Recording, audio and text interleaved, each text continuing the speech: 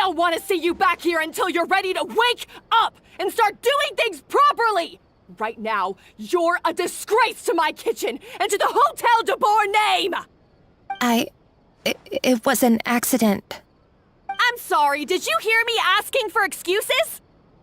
No, I'll do better, I promise. Why is she so aggressive? She won't even listen to what the poor girl has to say. Oh, hey, cut her some slack! You gotta at least hear her out! Wait! Huh? Who do you think you are telling me? Wait a sec. Navia? Huh. So, you're bringing backup now. Suit yourself! You're still wasting your time!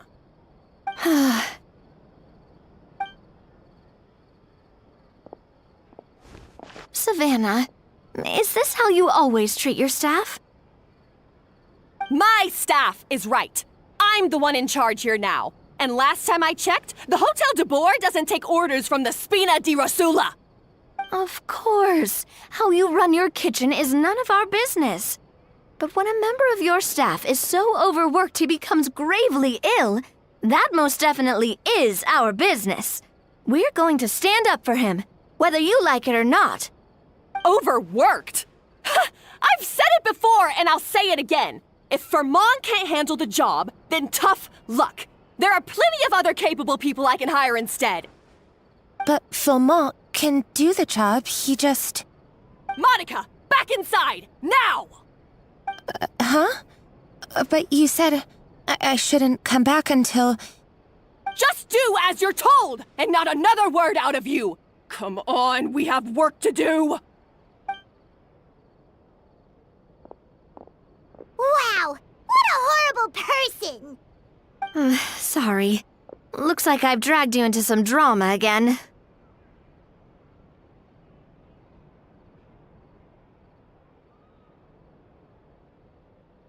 Her name is Savannah. She's the new head chef at Hotel de Boer. Ever since she took the job, she's been enforcing a brutal work regime and putting a huge amount of pressure on her staff. One guy was so overworked, he collapsed from illness. He's been bedridden for days, and he can barely even talk properly. I'm sorry. It's all my fault. I don't deserve to be a chef. At his family's request, the Spina di Rosula is trying to mediate on his behalf. We're not exactly making a ton of progress, as you saw. Savannah is adamant that Vermont's exhaustion and illness have nothing to do with her or how she's been running her kitchen. She's refusing to have any kind of meaningful dialogue with us. Our next thought was to talk to the other chefs at the restaurant and get a better idea of their working conditions. But with Savannah watching them like a hawk, no one has been willing to open up. And that's why I'm here, doing it the old-fashioned way. Camping out, watching, and waiting for an opportunity.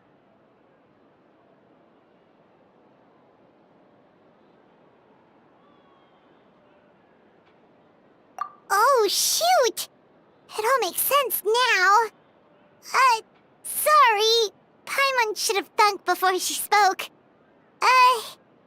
Did Paimon ruin everything? Oh, no, not at all, Paimon. Honestly, the way she was laying into Monica, someone had to step in. I'm sure I would have piped up if you hadn't. And besides, I don't really think I'm built for espionage.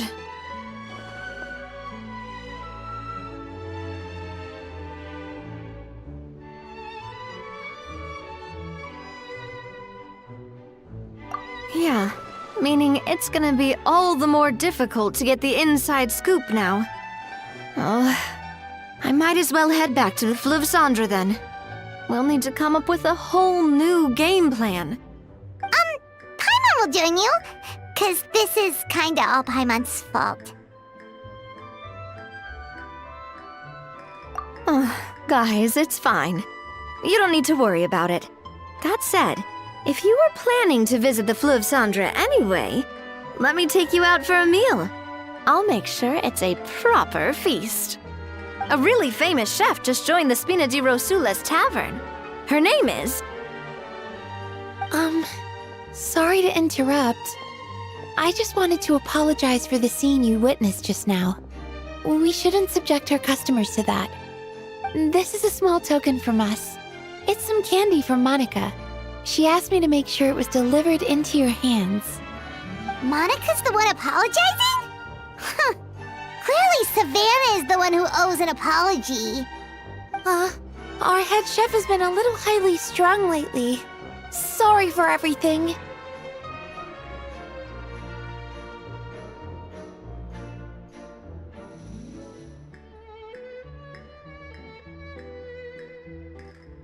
All right. Since there's candy, Paimon will drop it. Not the candy.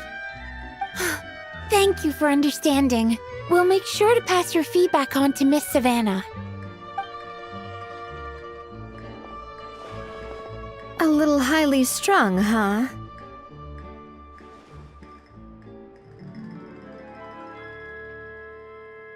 Paimon doesn't get it.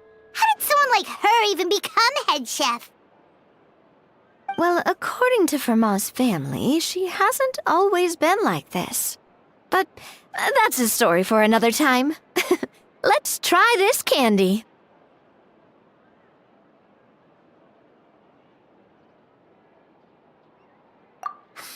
Paimon totally gets it. Come on, dig in! Huh? Hold on, there's something written on the wrapper. Find Escoffier.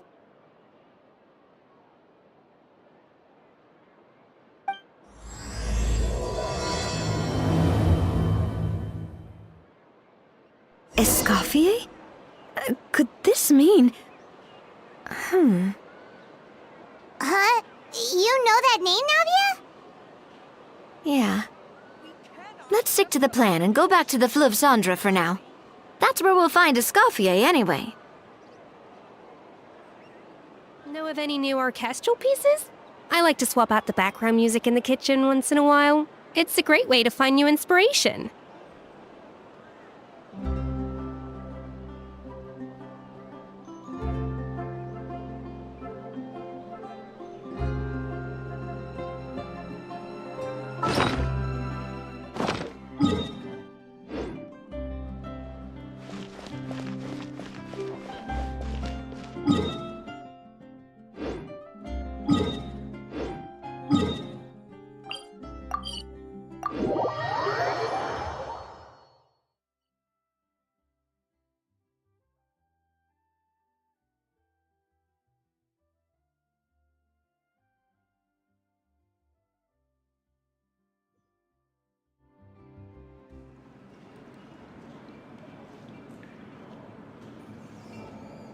So, who is this Escoffier, anyway? Well, for starters, she used to be the head chef at the Hotel de Bourg, before Savannah. She recreated the legendary Gâteau de Bourg and restored the restaurant back to its former glory. Safe to say, she's the most renowned head chef in the Hotel de Bourg's history, after the culinary genius Modeste himself. Gâteau de Bourg? That's the super exclusive cake that they only sell a few slices a day, right? Wow. Why the heck would she let Savannah take her place? Well, apparently, the Hotel de Bourg was reported for a safety incident.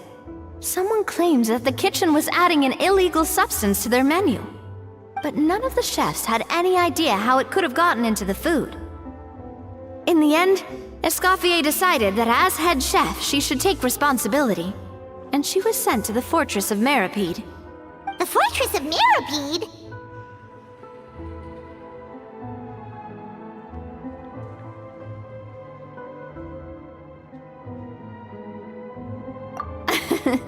Well, you're right. The quantity of the substance they found was fairly minimal. Even the guards believed the whole thing was probably just an accident. Escoffier didn't have to stay in the fortress for long, but still, by the time she returned, the role of head chef had already passed to Savannah. So that's what happened. Paimon still thinks it's really unfair. Even though Escoffier is no longer head chef at the hotel, she's still well respected by the staff. So, I'm guessing what Monica wants is for us to convince Escoffier to try and negotiate with Savannah on the staff's behalf. Oh, Paimon gets it! Monica wants Escoffier to come back and kick Savannah out! It's simple. If the new head chef is stressing everyone out, then the solution is just get the old one back. Well, about that. You thought cream of mushroom soup was ready to serve after 3.5 minutes on the stove! You'd have had more sense serving hot water with ice cubes. At least then you wouldn't have wasted all this perfectly good cream and mushroom! What do you say, Hilaire? I'm sorry, Cream. I'm sorry, Mushroom.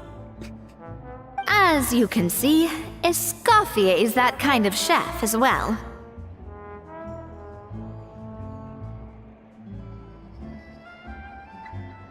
You have to leave it on the heat for long enough to allow those flavors the chance to come out. Don't be fooled by the aroma when the water first starts to boil. Got it? Yes, Chef. Then go back and do it again. The customers are still waiting. Remember where you went wrong and don't repeat the same mistake twice. Yes, Chef.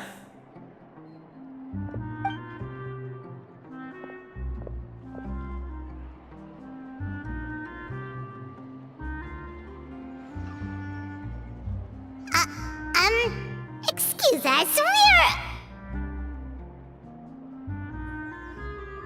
Waiting to be served? Sorry, we're pretty busy. I'm afraid you have to join the line. Oh, no, we're not here to eat. So you're not paying customers? Then I'm afraid the wait will be even longer. It's hard to talk to Escoffier when she's in the zone. Let's take a seat. We can catch up while we wait.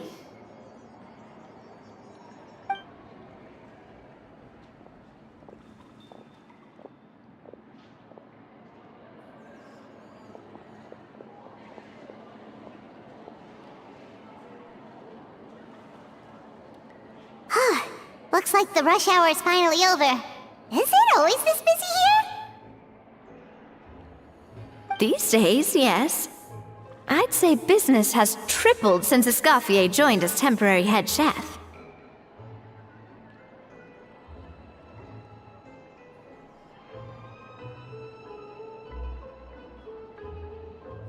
Well, in her words, the Hotel de Boer doesn't need her anymore. It doesn't look like she's got any plans to go back. I guess I'll be heading off then. Wait, take these home with you. We can't serve them now, and there's no sense in letting them go to waste. Oh, thank you, Chef. For what? Like I said, I just don't want them going to waste.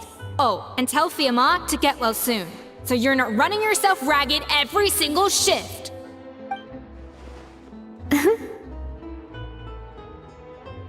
Fiamma. That's the second time we've heard that name. Who is that again? He's the chef that fell ill from stress. Hilaire is his son. And with Mom stuck at home taking care of Dad, he decided to pick up some work to help pay the bills. Escoffier knows their situation, so she's been making some extra food every day for him to take home. Hey, I heard that, Navia! I've told you before, no one's making extra food. Hilaire is making blunders in the kitchen, and I can't serve his failed dishes, so he might as well take them home. Yeah, failed dishes that just so happen to be nutritionally complete every single time. So, you two must be the world-famous traveler and her companion, Paimon, yes?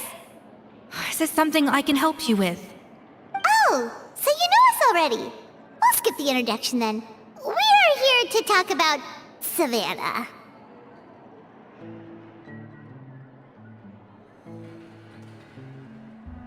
Oh, I certainly am. The Spinner's headquarters are right next to the tavern.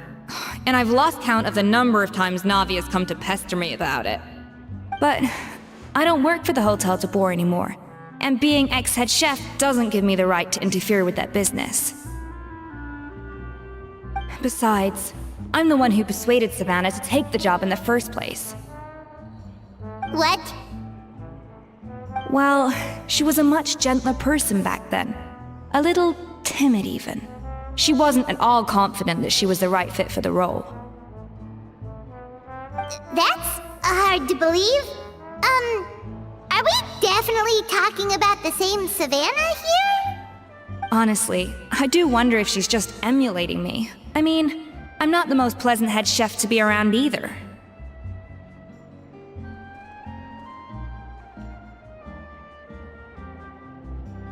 Anyway, suffice to say that given the history between us, it'll be tricky for me to tell her she's doing her job wrong without coming across like a huge hypocrite. Fiamar and the others probably think that Savannah gets it all from me.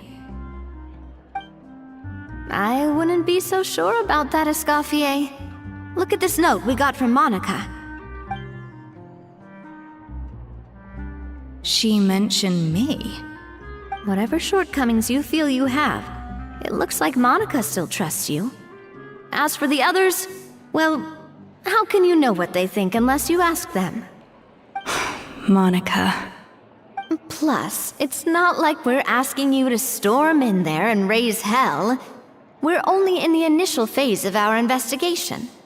All we're trying to do is get the other chefs to open up to us. Oh, Monica.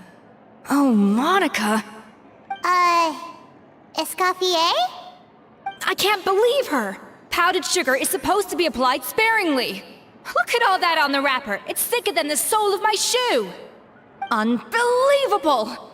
I won't stand for this. She has to learn. Come on, we're going. Wait, so now she's,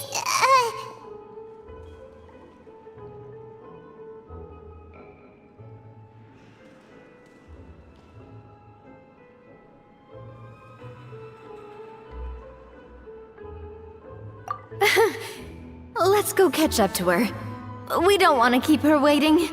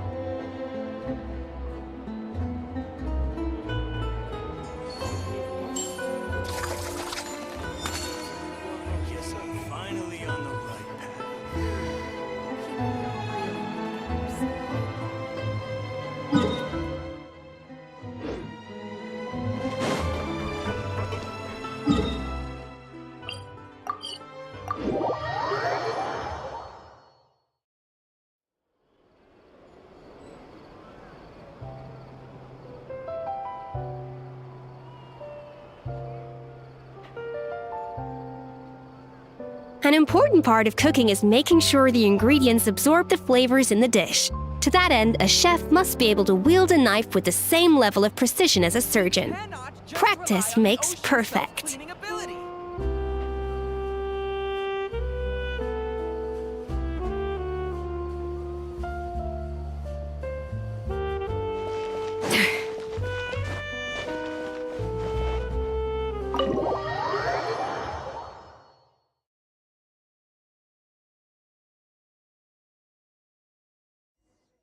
Wait, she looks like... Is that Escoffier? Escoffier's back? Yes! I've missed her cooking! I was just saying, Hotel de Boer is nothing without her. You can't match Escoffier's talent.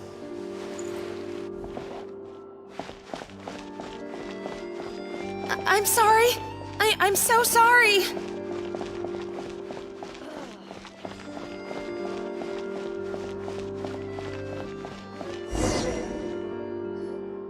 I'm sorry, I'm so sorry. I messed up your order. Oh, I wouldn't go that far. Maybe the taste is a little off, but if you hadn't brought it up, I don't think I would have noticed. But, please, you have to forgive me or Chef is gonna... Okay, I know. I'll kneel before you. What the heck? Get up, Monica!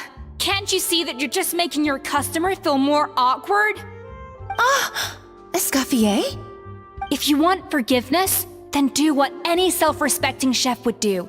Make the dish again. And this time, get it right. You cannot go begging your customers to feel sorry for you. Savannah said that I'm not allowed back in the kitchen until I've corrected my mistake. But if I can't go back into the kitchen, I can't do the dish over. That's some backwards logic. How can you fix your mistake without being allowed to cook?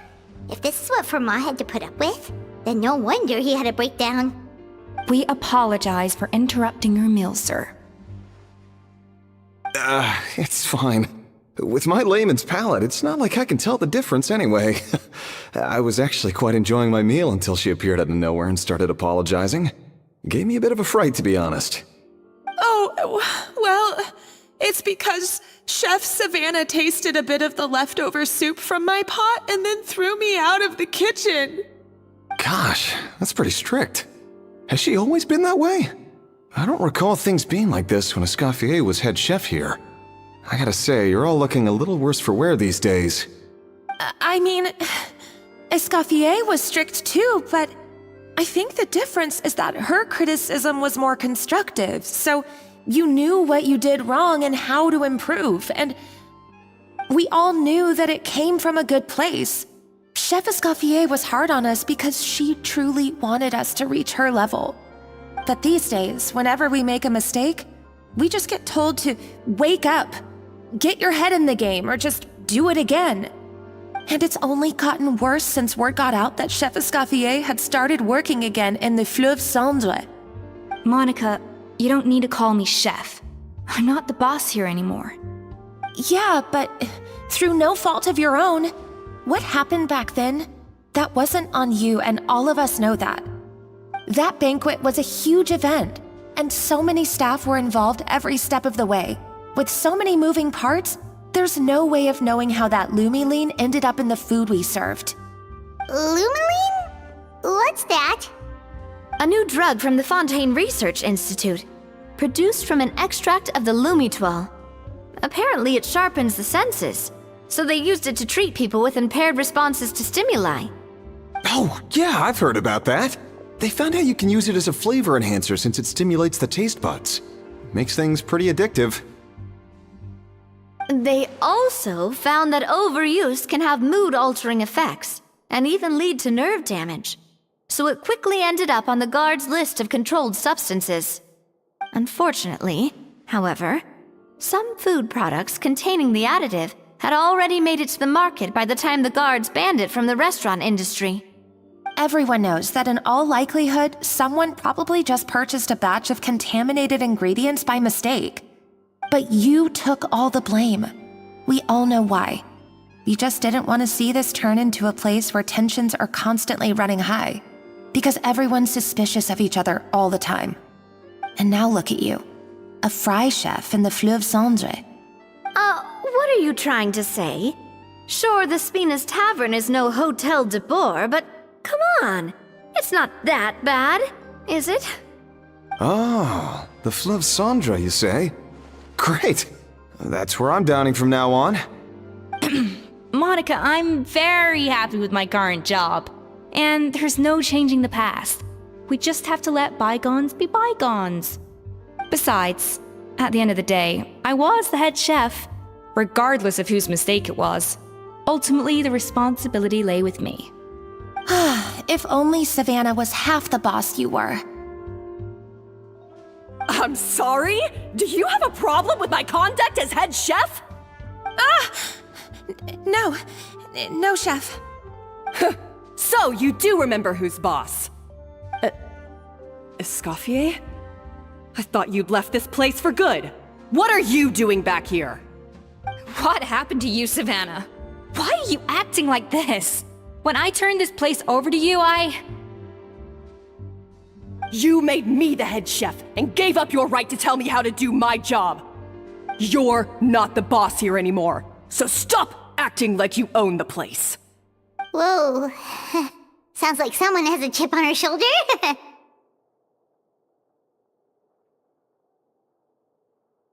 Oh, Savannah! My God, have you grown a temper since I last saw you? Have you put even half the amount of energy into improving your cooking skills, or are you still using the Pluie Lotus as an off-brand marcotte, thinking no one can tell the difference? That's none of your business! What happened to not storming in and raising hell?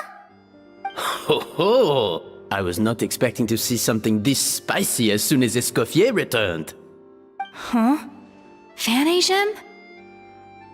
Aye, miladies. Might I make a humble suggestion? Given that we have ourselves a tête-à-tête between chefs at the Hôtel de Bord, I dare say it would be de rigueur to settle this the traditional way. The traditional way? That can only mean one thing. That's right! I'm talking, of course, about the tradition established by Modeste himself. The cooking contest! According to legend, the founders of Hôtel de Bord, Modeste and Savelli, used this method to resolve all of their disputes. Everything from petty arguments over next week's menu to disagreements over the strategic direction of the restaurant. The cooking contest would decide who had the final say. It sounds like they had a lot of free time on their hands. Ah, well, it might sound that way to us. But in fact, the cooking contest played an enormous role in motivating chefs to hone their skills, reaching new heights of excellence in the culinary arts. And indeed, the reintroduction of this institution in recent years has surely been instrumental in transforming the Hôtel de Bord into the top-ranking restaurant in Fontaine. Reintroduction? Someone brought it back? Who? What say you, Escoffier? Surely you of all people won't back down from this challenge. It was you who put the rule in place, after all.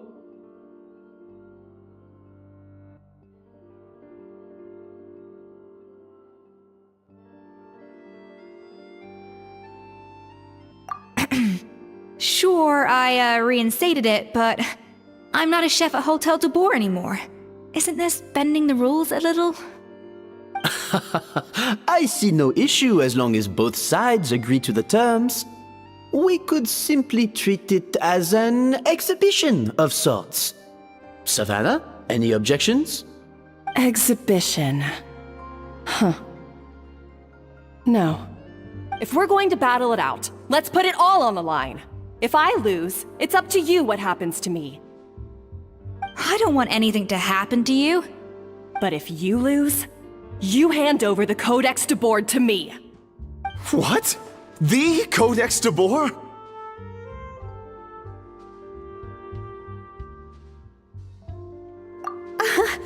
Only the legendary handbook written by the original head chef Modeste. It contains all his secret recipes, including Gâteau de Bord. It's the greatest treasure in Fontaine's culinary world, and only the present and former head chefs of the Hôtel de Bord have the right to read it. Present and former? Wait, but that already includes Savannah, though. What do you want that old thing for? You have your own copy, don't you? Don't take me for a fool. You know perfectly well what I mean. I want your copy, the original version, the one you took with you when you left us. I'm sorry, I must be missing something. You know, there's no difference between the original and the copy, right? They contain the exact same recipes. Stop trying to change the topic. What's wrong, Escoffier? Scared you're gonna lose to me? Or are you scared of me getting my hands on the original codex? Savannah, you may remember that we gave her the original as a parting gift, to thank Escoffier for her years of service. Asking for it back feels a little, Oh, I'm sure it won't be an issue, as long as both sides agree to the terms. Those were your words, weren't they? And as for the contest itself, let's make it a bake-off. Gâteau de boar, per the recipe in the codex. Well, Escoffier, you against me. Are you in or out? You sound surprisingly confident. Alright then, let's see how much you've actually grown. I hope you surprise me, Savannah. I'd hate to find out that all you've learned after this long is how to chew people's heads off. Believe me, I'll show you. Escoffier, are you sure this is a good idea? You accepted her terms a little hastily. Oh, it'll be fine. Let's head back to the Fleur of Cendres so I can get prepping. I do apologize. This whole ordeal reflects rather poorly on us. I'm afraid it's not quite that simple. The Hôtel de Bord runs as more of a partnership, you see. It was founded by two friends, Modeste and Savelli, and it's been that way ever since. So, while I am technically Savannah's boss, it's not really my place to interfere with the business of the kitchen. To be perfectly honest with you, that's part of the reason why I suggested a cooking contest. If Escoffier wins, it would be the perfect opportunity for her to talk some sense into Savannah. Or, of course, if she wanted to return, then... But anyway, I'm getting ahead of myself. Whatever the outcome, this contest will hopefully serve as a turning point for us. Please, pass on my best wishes to Escoffier. I must say, Savannah surprised me with her confidence. Does she really believe she can best Escoffier in the kitchen? I thought she was just blowing off steam when she first raised the idea to me.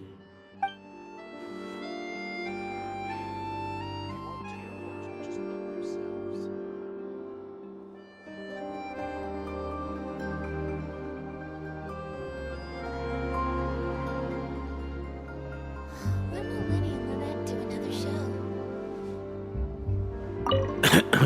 I do apologize. This whole ordeal reflects rather poorly on us. I'm afraid it's not quite that simple. The Hôtel de Bord runs as more of a partnership, you see. It was founded by two friends, Modeste and Savelli, and it's been that way ever since. So, while I am technically Savannah's boss, it's not really my place to interfere with the business of the kitchen. To be perfectly honest with you, that's part of the reason why I suggested a cooking contest. If Escoffier wins, it would be the perfect opportunity for her to talk some sense into Savannah. Or, of course, if she wanted to return, then... But anyway, I'm getting ahead of myself. Whatever the outcome, this contest will hopefully serve as a turning point for us. Please, pass on my best wishes to Escoffier. I must say, Savannah surprised me with her confidence. Does she really believe she can best Escoffier in the kitchen? I thought she was just blowing off steam when she first raised the idea to me.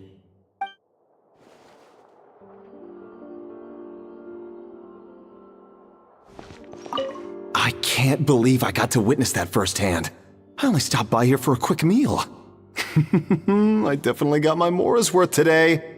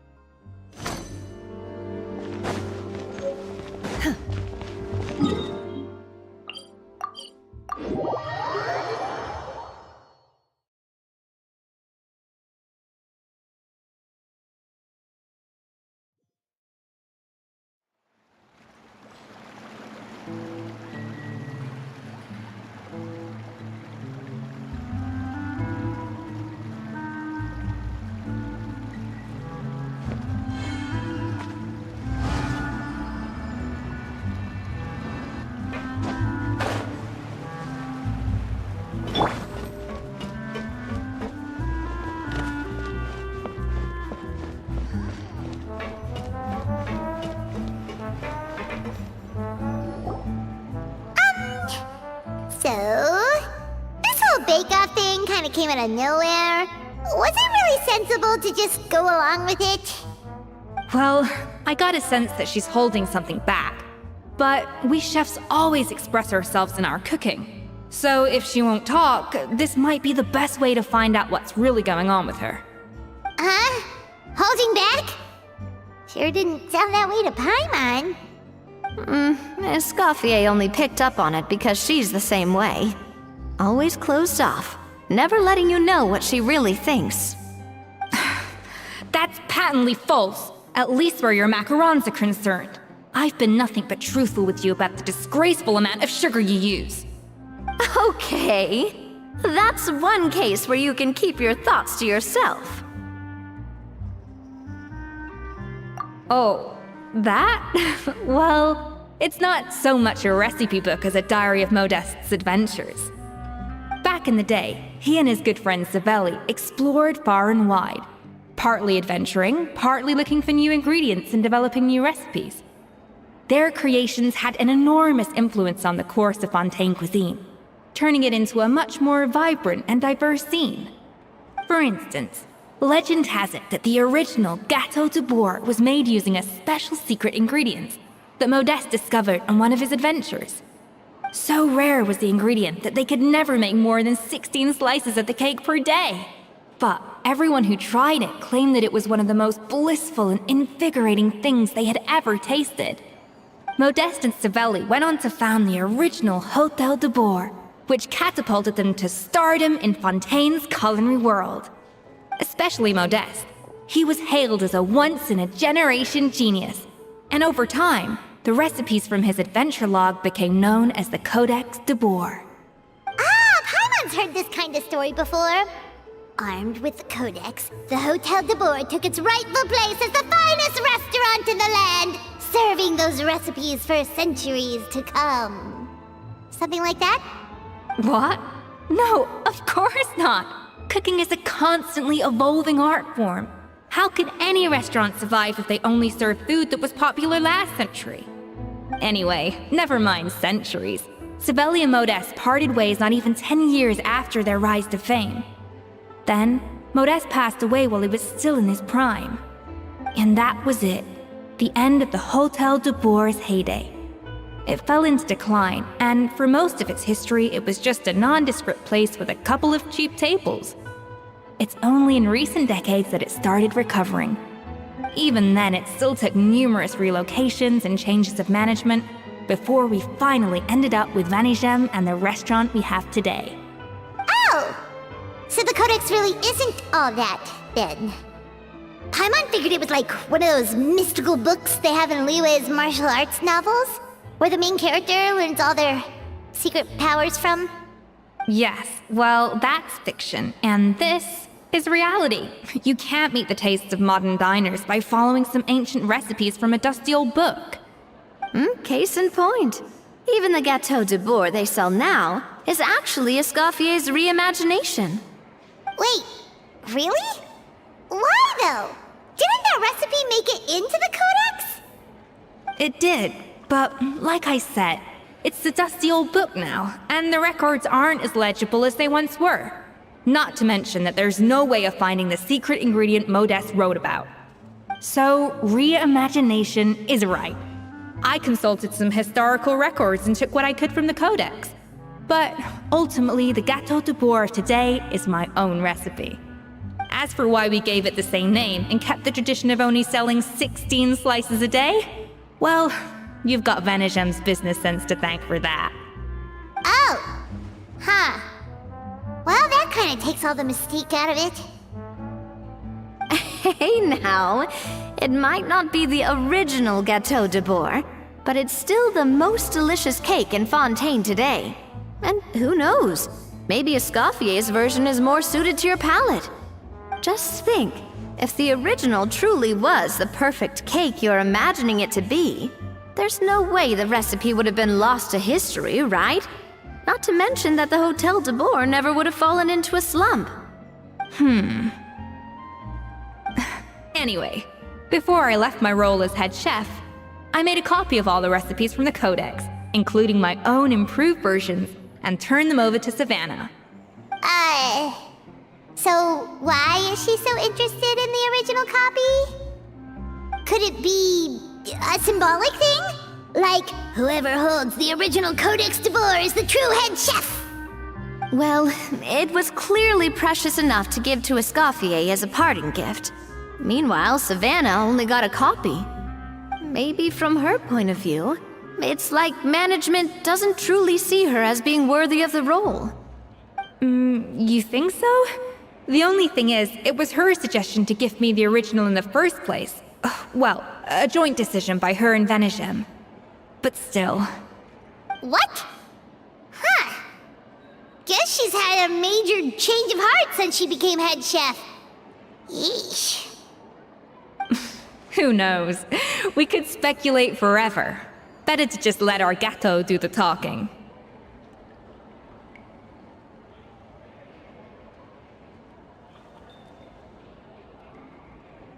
It means besting her in this bake-off, and then getting her to explain herself, even if I have to beat it out of her with a spatula. However much she's changed since we worked together, I believe that she still has her chef's pride. And if she respects the art, she'll respect the outcome of our contest. Well, I'm confident that you and your spatula can get justice for Fremont. All you need to do now is win the contest. But that should be a breeze for you. Let's not get too ahead of ourselves. Gâteau de Bourg is very complicated to make. Usually, it takes 3 chefs working in tandem to cover everything. Now, if I had to push it, I could probably do the work of 3 chefs myself. But I'd prefer to play it safe if I can find a couple of assistants in time. Well, that's easy. The 3 of us are veterans in the kitchen. You just need to pick 2 of us. Well, I have heard the Traveler is an accomplished cook, as well as a warrior. But be warned, I will hold you to exceptionally high standards. Think you're up to the task? Oh, count me in too. I've spent weeks perfecting my macarons after your scathing review. Even if it means competing against the Traveler, so be it. I'll show you what I'm made of. Confident. I like it. Alright, let's start with some elementary mise en place. Show me your knife skills.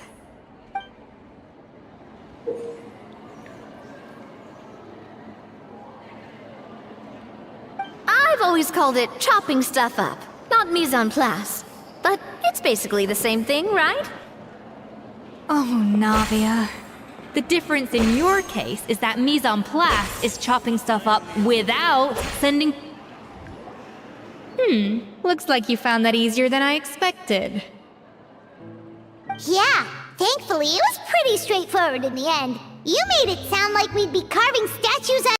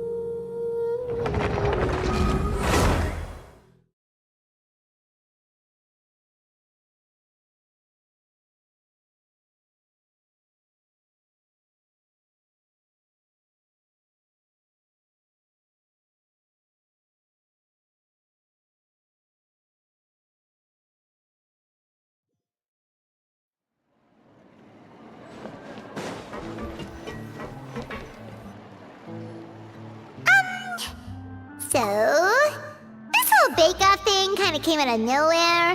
Was it really sensible to just go along with it?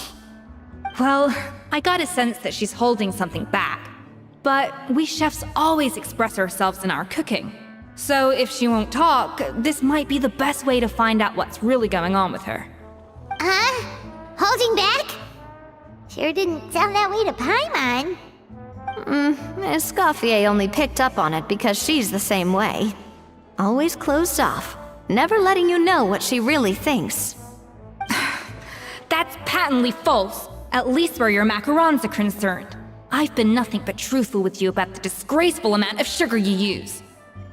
Okay, that's one case where you can keep your thoughts to yourself.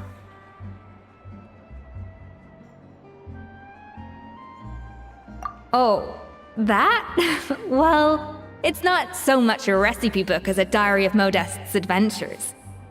Back in the day, he and his good friend Savelli explored far and wide, partly adventuring, partly looking for new ingredients and developing new recipes. Their creations had an enormous influence on the course of Fontaine cuisine, turning it into a much more vibrant and diverse scene. For instance, legend has it that the original Gâteau de Bourg was made using a special secret ingredient that Modeste discovered on one of his adventures.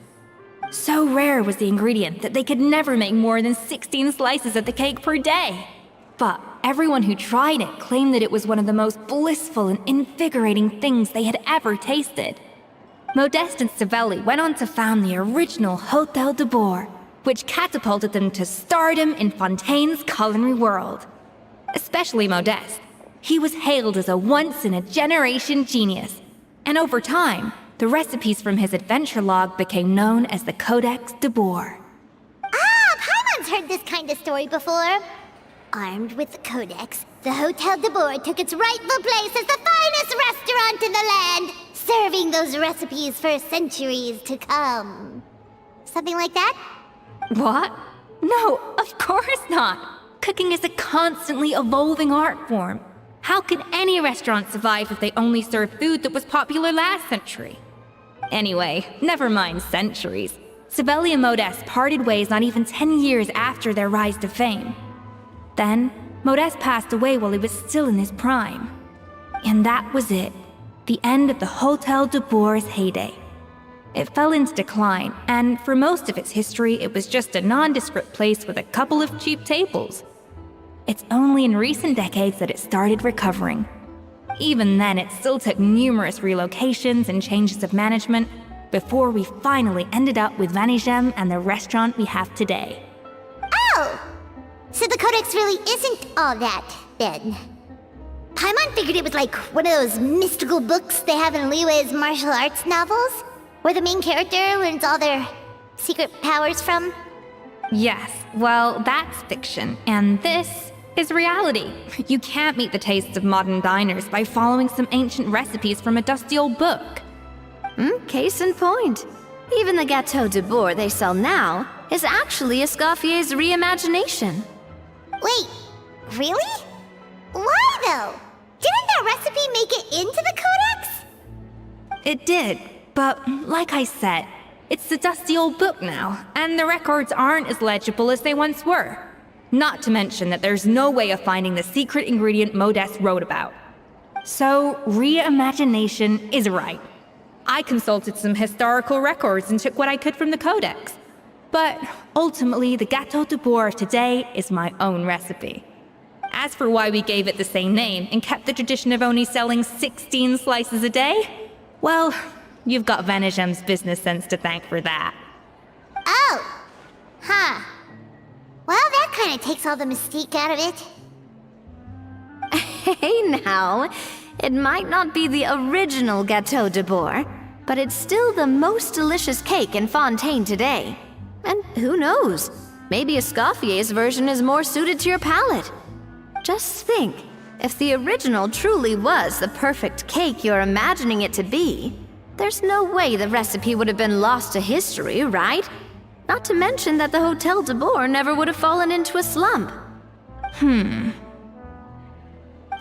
Anyway, before I left my role as head chef, I made a copy of all the recipes from the Codex including my own improved versions, and turn them over to Savannah. So why is she so interested in the original copy? Could it be a symbolic thing? Like, whoever holds the original Codex d'Or is the true head chef? Well, it was clearly precious enough to give to Escoffier as a parting gift. Meanwhile, Savannah only got a copy. Maybe from her point of view, it's like management doesn't truly see her as being worthy of the role. You think so? The only thing is, it was her suggestion to gift me the original in the first place. Well, a joint decision by her and Venegem. But still. What? Huh. Guess she's had a major change of heart since she became head chef. Yeesh. Who knows? We could speculate forever. Better to just let our Gato do the talking.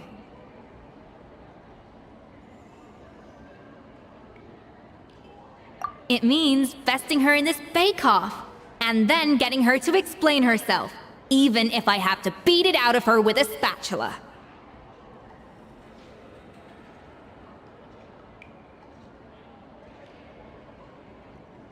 However much she's changed since we worked together, I believe that she still has her chef's pride. And if she respects the art, she'll respect the outcome of our contest. Well, I'm confident that you and your spatula can get justice for Froment. All you need to do now is win the contest. But that should be a breeze for you. Let's not get too ahead of ourselves. Gâteau de Bourg is very complicated to make. Usually, it takes 3 chefs working in tandem to cover everything. Now, if I had to push it, I could probably do the work of 3 chefs myself. But I'd prefer to play it safe if I can find a couple of assistants in time. Well, that's easy. The 3 of us are veterans in the kitchen. You just need to pick 2 of us. Well, I have heard the Traveler is an accomplished cook, as well as a warrior. But be warned, I will hold you to exceptionally high standards. Think you're up to the task?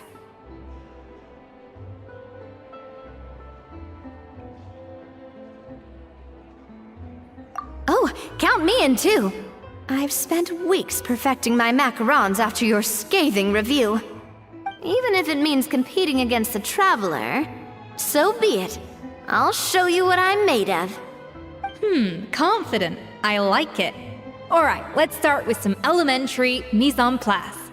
Show me your knife skills.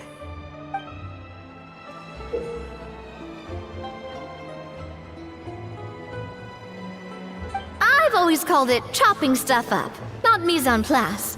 But it's basically the same thing, right? Oh, Navia. The difference in your case is that mise en place is chopping stuff up without sending juices flying all over the kitchen.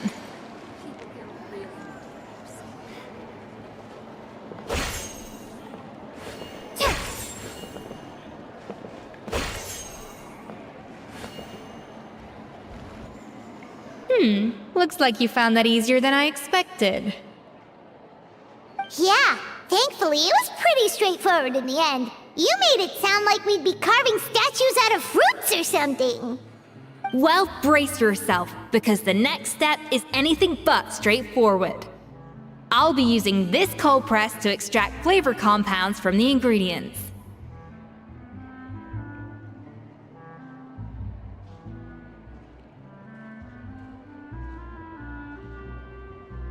A kind of special food processor I got the Fontaine Research Institute to make for me. It uses cold temperature extraction to isolate the essence of cooking ingredients, which can then be used to flavor dishes more precisely. But this isn't exactly standard kitchen equipment, so that probably didn't make a whole lot of sense. Let me give you a demonstration instead.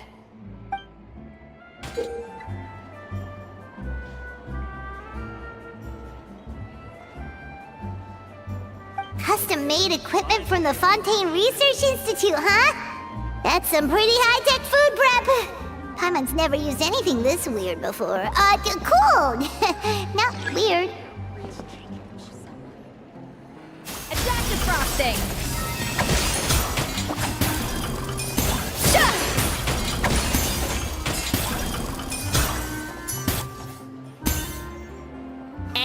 done. These are the flavor compounds extracted from our ingredients. I processed all the fruit you chopped up earlier. Wow! Even the smell is so much more concentrated. What next? Do we add all this stuff in? Absolutely not! Throwing everything in at once will ruin the balance of flavors. We have to go slowly and carefully to calibrate the exact flavor we want. I'll demonstrate again. Now, watch closely. Guess I'm finally on the right path. Slowly and carefully. Not a drop too much, and not a drop too little.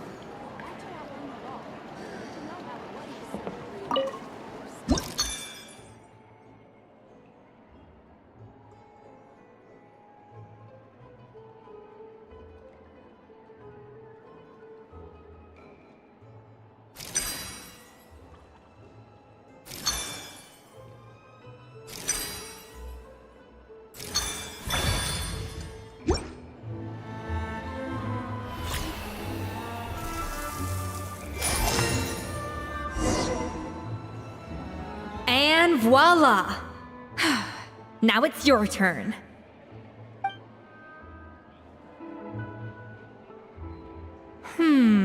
Not terrible. Considering this was everyone's first time blending flavor extracts, it could have been worse. But the traveler's work was surprisingly good. Are you sure you've never done this before? You got almost perfect results on your first try.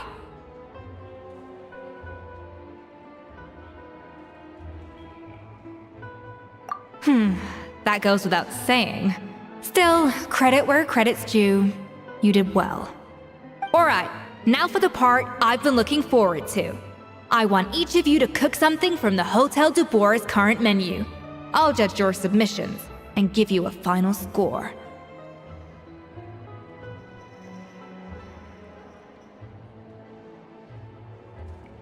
That's right. The true test of your cooking skills is the finished product.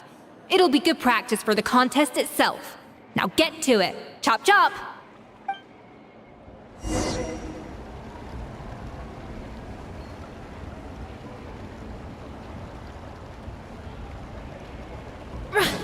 Finally on the right path. This part.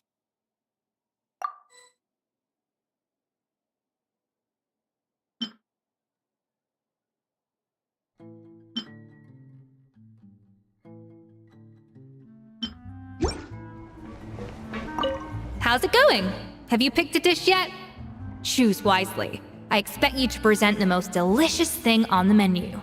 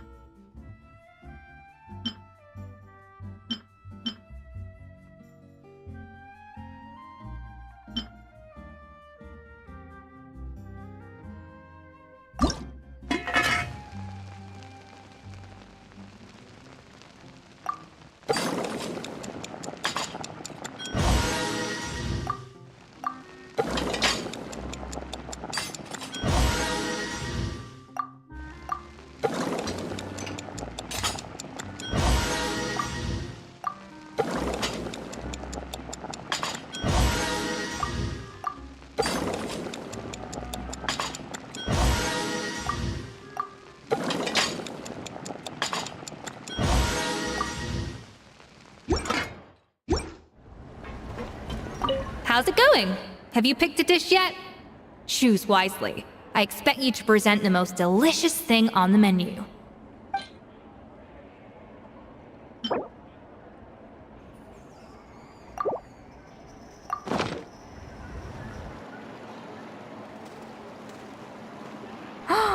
Look at that! With the grace of a snow-winged goose, as I like to say. Now, let the grating commence.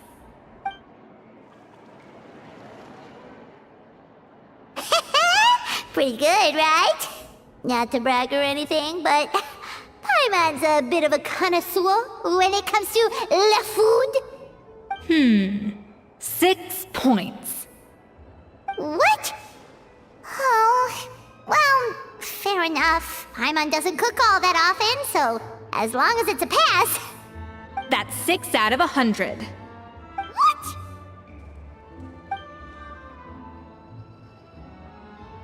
You say you're a connoisseur, but it's quite clear from this dish that you have far more experience consuming food than creating it. By that logic, I suppose you think listening to Lady Farina on repeat every day would make you an opera singer. Aww. Me next! I'll have you know that this batch of macarons has 2 whole tablespoons less sugar than my previous ones. So you went from 12 tablespoons to 10? Well, it's nice to know you actually measured it out. Because it tastes like you just threw in whatever was left in the jar. 6 points. Aww.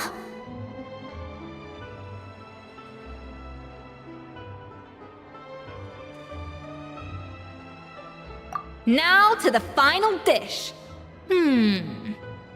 So, what do you think? This is our last hope. 8 points. Darn, that's barely higher than what we got. Not exactly. The color is spot on. Beautiful aroma. Excellent presentation. I have to give this one 8 points out of 10. Maybe even 9 points. Huh? How did you pull that off?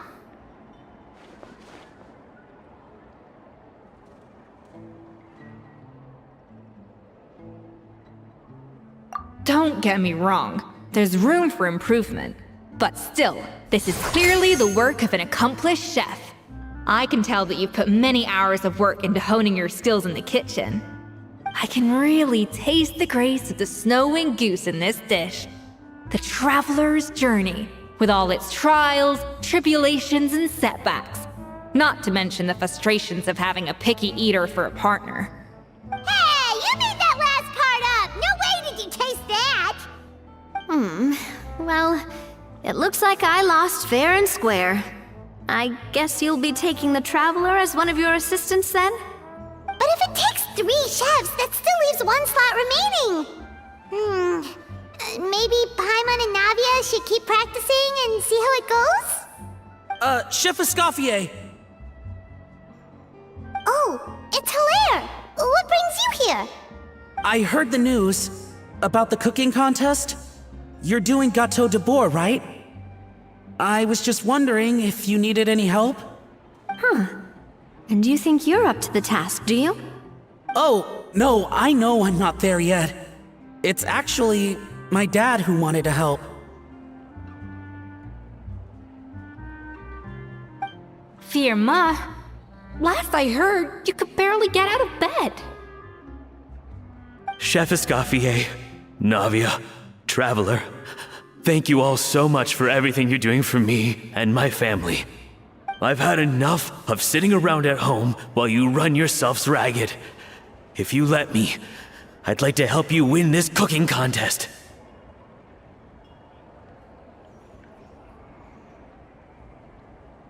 Yeah, I was gonna say the same thing. Don't you worry. I'll be fine. I'm feeling much better now. I'm sorry. I know I've been rather useless these past few days, but not anymore. The fact is, I'm a fine chef, despite recent events. I've proven myself in the Hotel de Bois kitchen, so if anyone's qualified to work under Chef Escoffier, it's me. I think. I hope so. Firma, have you even set foot in a kitchen since leaving Hotel de Bois? I have not, but I'm fully rested now. I know I can handle it. I'll prove it. Let me whip something up for you right now.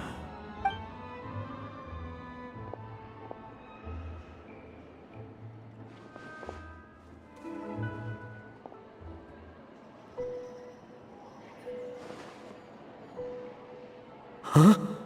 That's strange. Why are my hands shaking? What do you call this, Verma? I can't seem to grip my knife. Do it again! Again! Again! I... Hopeless. Get out of my kitchen yesterday.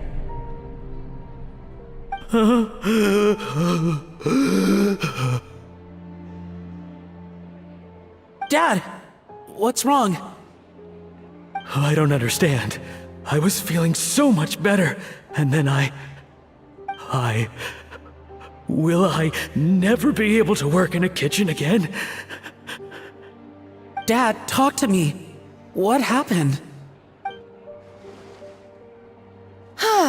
I think the real issue here is not physical exhaustion, but psychological trauma. Monica, when did you get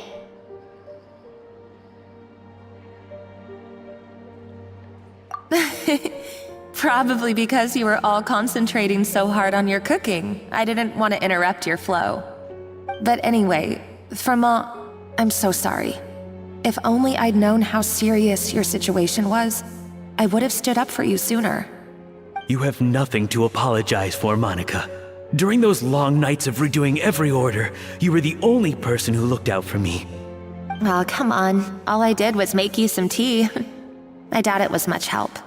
Savannah was so ruthless toward you. I probably should have brought you something stronger. She sounds like the worst. All right, another Savannah horror story. Let's hear it. She's been getting harsher and harsher on us ever since she heard about Escoffier's new role in the Fleuve Cendre. Seems like no matter what we make, she'll find something wrong with it. What is this? It looks like a dog's been at it. In the trash now! Then she orders us to redo the dish again and again, but we never know what's going to make her happy. Do it again, do it again, do it again! Every time you remake it, you just get another earful from her. Either straighten yourself out or get out of my kitchen! So now, it seems like just picking up a kitchen utensil gives me flashbacks of her yelling at me. Oh man, that must be awful. The more I want to get it perfect, the more my hands shake, and the more scared I am of making another mistake. How can you give up so easily, Firma? You weren't a quitter when you were working for me. And even under Savannah, you talk about working late into the night trying to perfect your dishes. That says to me that you still hadn't lost that determination to prove yourself. What changed? I don't know what's come over me. When I think back, I just remember feeling like my heart and my hands were growing heavier and heavier as the shift went on. Each time I had to redo a dish, my heart sank a little further. Maybe Savannah was right. Maybe I am just hopeless at this. Dad. I see. Well, it sounds like there are some deep issues at work here. Ones that won't be resolved by merely seeking compensation. I will win this contest, and after that, I encourage you to approach Savannah and talk this out. But what if you can't find another assistant in time? Clearly, I'm in no state to help out. You think being one person short will ruin my chances? Let's not forget, I taught you and her everything you know. Even if I had to go it alone, I would present the perfect gâteau. Oh, well, Paimon and Nadia will still keep practicing, just in case. And so will I. Yeah!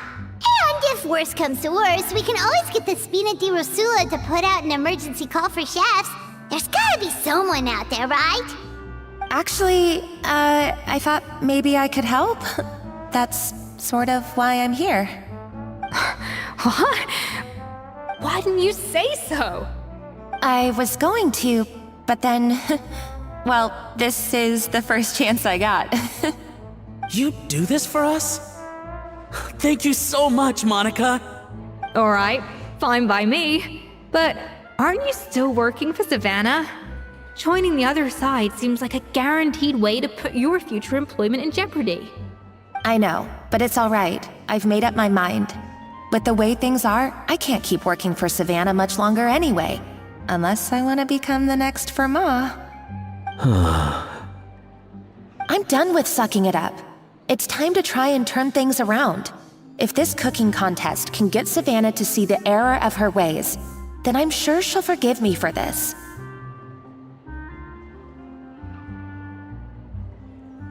Well, Hyman didn't think we'd be poaching from Savannah's staff to get our third person, but there you go. Anyway, Monica's a professional chef, so nothing could possibly go wrong now. Great! Then it's settled.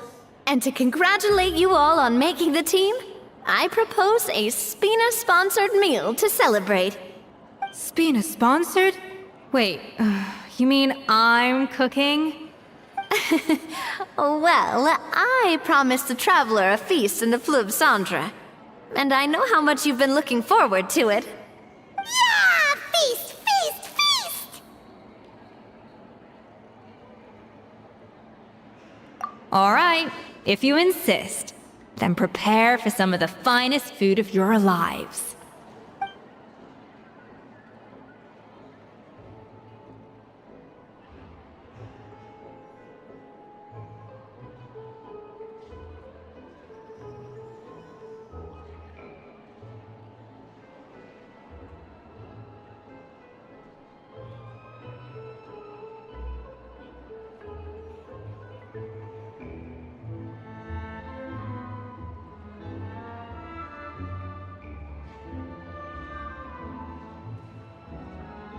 That's not a bad idea, actually.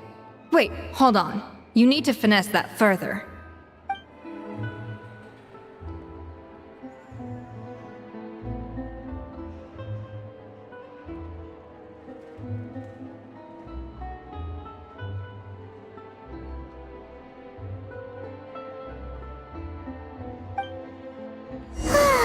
That was a dream come true.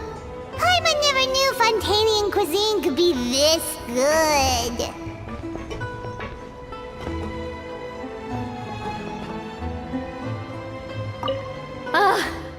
I wish I could eat that all over again.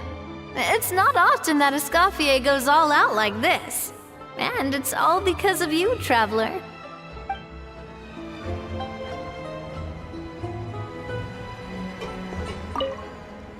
So, this is what Chef Escoffier is truly capable of.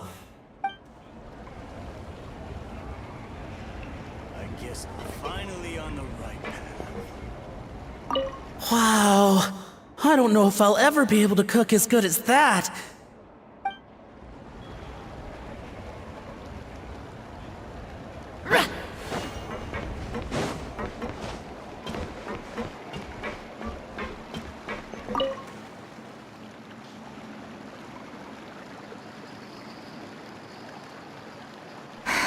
Why, Savannah? Why?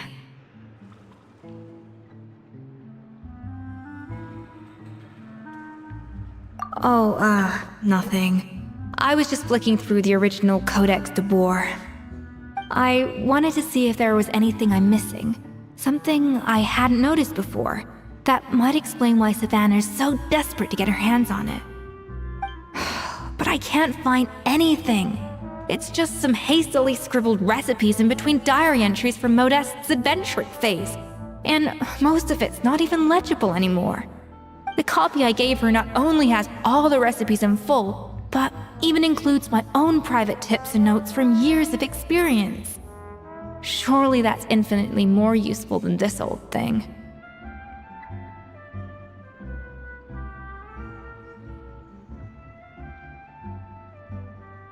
Yeah, maybe.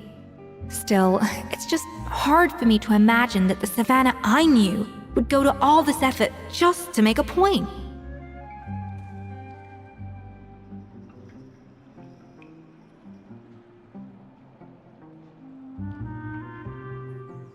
We were. At least I always thought we were. She was a little shy, but meticulous with everything and everyone she dealt with. She made a few mistakes here and there, but she was quick to correct them whenever they were pointed out. And she was always striving to improve as a chef.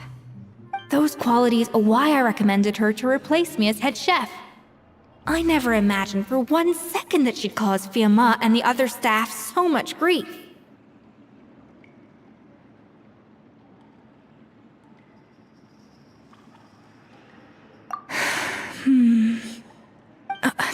Well, I mean to an extent, of course. I pushed hard for her to get the role.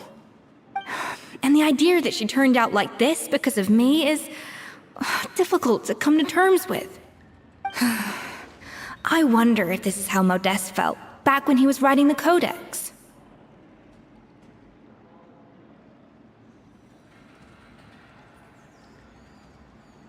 Yes, with his good friend and co-founder of the Hotel de Boer, Savelli. The story goes that after Modeste unveiled his Gâteau de Boer and was hailed as a culinary genius, he was admired and adored by all. But his newfound fame slowly drove him and Savelli apart. Unlike Modeste, whose every new creation was an instant hit, Savelli seemed to face setbacks at every turn. Doors that would swing wide open for Modeste would shut in Savelli's face.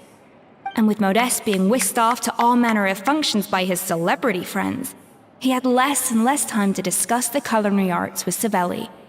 People started gossiping about Savelli, and their relationship between the two gradually soured.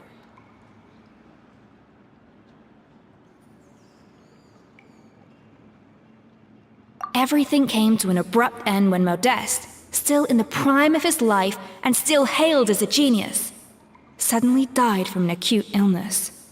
And that was it. They neither had a decisive split, nor got the chance to properly reconcile. Their story just came to an end. One rumor had it that Savelli actually killed Modeste out of jealousy, even as the latter was hoping to make amends.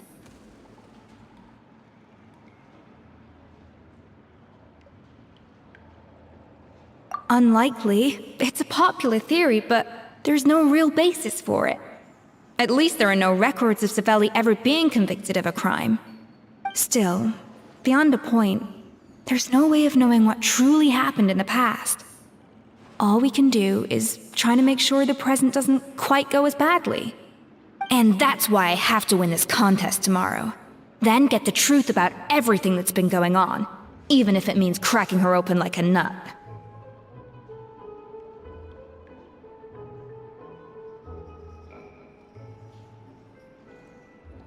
Really? Well, I like the confidence. Don't let me down tomorrow, then. You better bring your A game.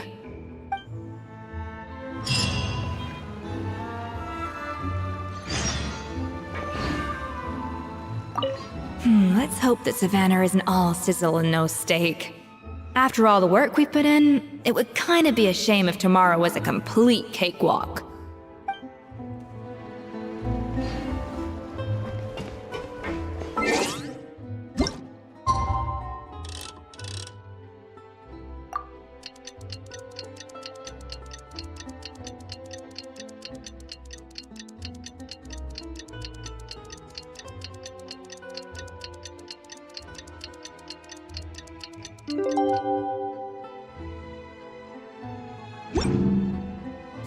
It's Cooking Contest Day! To the Hotel de Boer! Toot sweet!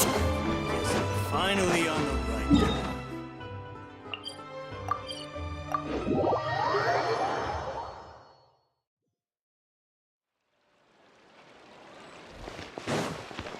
Did you hear the news? Escoffier's coming back for a cooking contest. Wait, seriously? Escoffier in a cooking contest? Now that I've got to see! I don't get it. Why would anyone in their right mind challenge her to a cooking contest?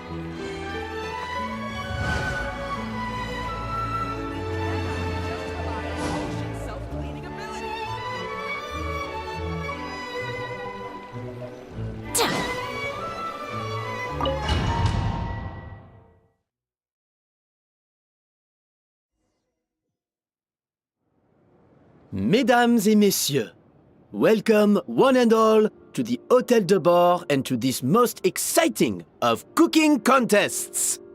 Savannah, I've brought the original copy of the codex you asked for. Monica? Huh.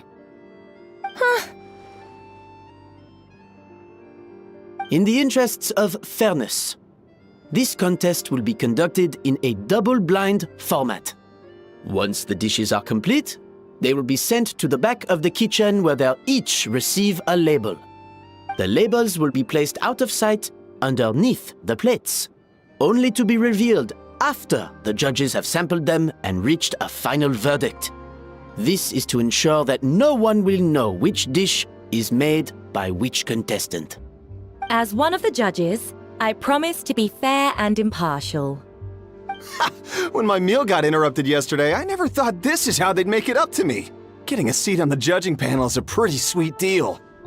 Both contestants have taken their positions. Then, without further ado, let the Hôtel de Bord cooking contest commence!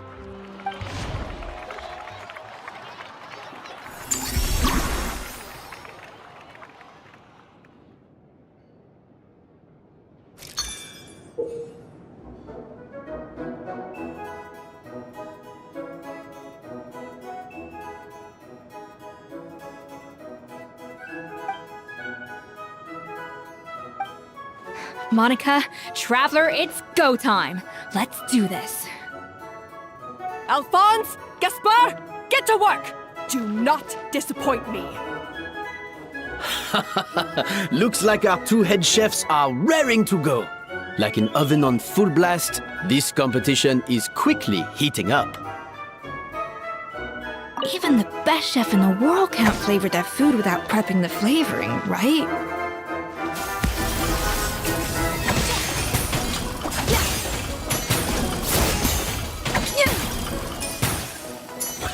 That should be enough flavoring. Now hurry up and balance the flavors.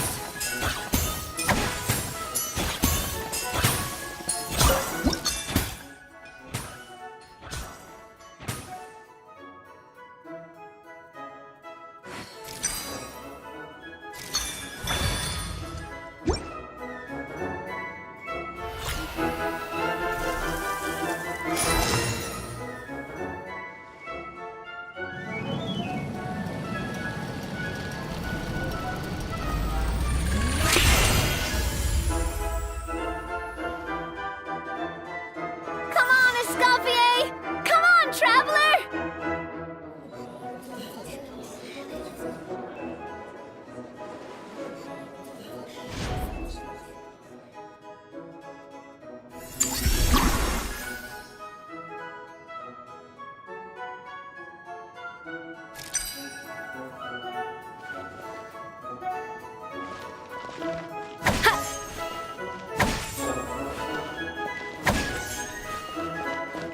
Up to the freezer!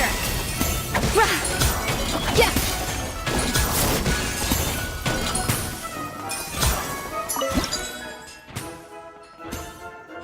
The balance of flavors is about right, but the quantity is too low.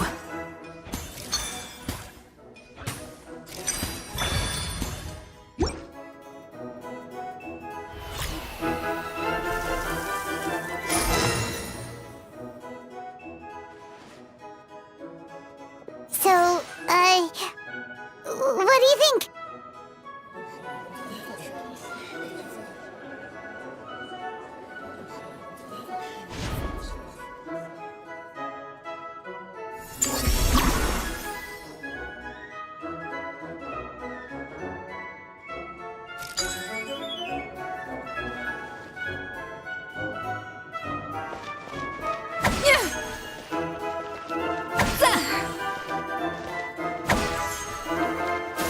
Escoffier is already on the final step of the recipe. Let's check on Savannah's progress. I think this flavor profile is still a little bit off. Enough! Oh, useless! Both of you, make like an egg and beat it! I'll do it myself. Wow! Is Savannah serious? Can she really make up for lost time working alone?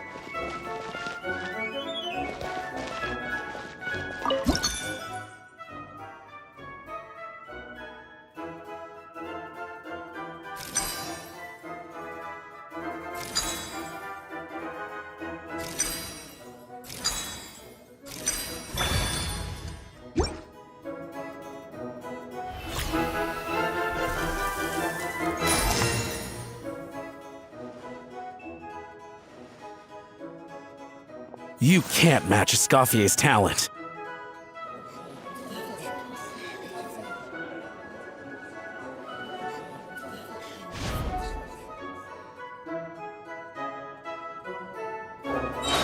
I present to you Gâteau de Bourg.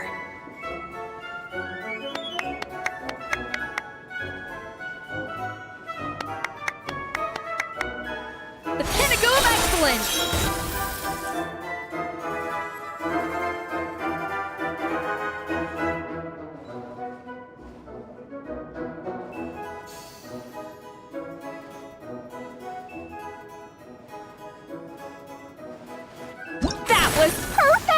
We were like a flock of snowing geese, completely in sync, working gracefully and elegantly together.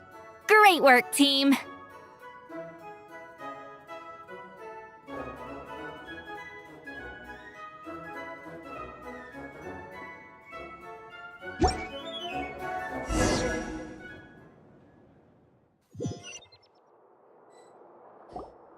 Time's up! Contestants, please take your dishes to the back.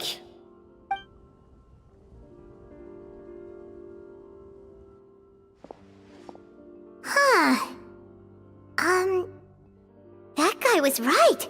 You really can't tell whose is whose just by looking at them. We both made the same dish after all. For all her flaws, Savannah's a talented chef who earned my recommendation for good reason. She wouldn't screw up something as elementary as the cake's appearance. Whoa! This is really rather good. Wonderfully soft and fluffy. Beautifully sweet. This is a masterclass in how to make Gâteau de Bourg. I would give this one at least 9.9 out of 10! Only because there's something about the flavor of the base. It's just a little different from the recipe I'm used to. Huh? Really? I couldn't tell.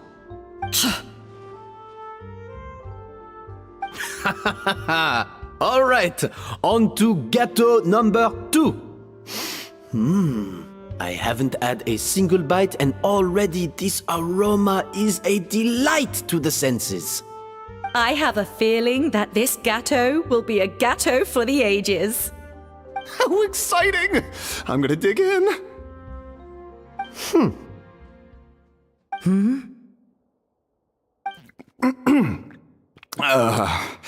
I think maybe someone got a little carried away when they were adding the sugar. Not just the sugar, it's the flavors too. This is all over the place. Who made this? It appears the decision is unanimous. This gâteau is far below the standard we would expect. And Paimon thought this might actually be close. Turns out she can't bake to save her life.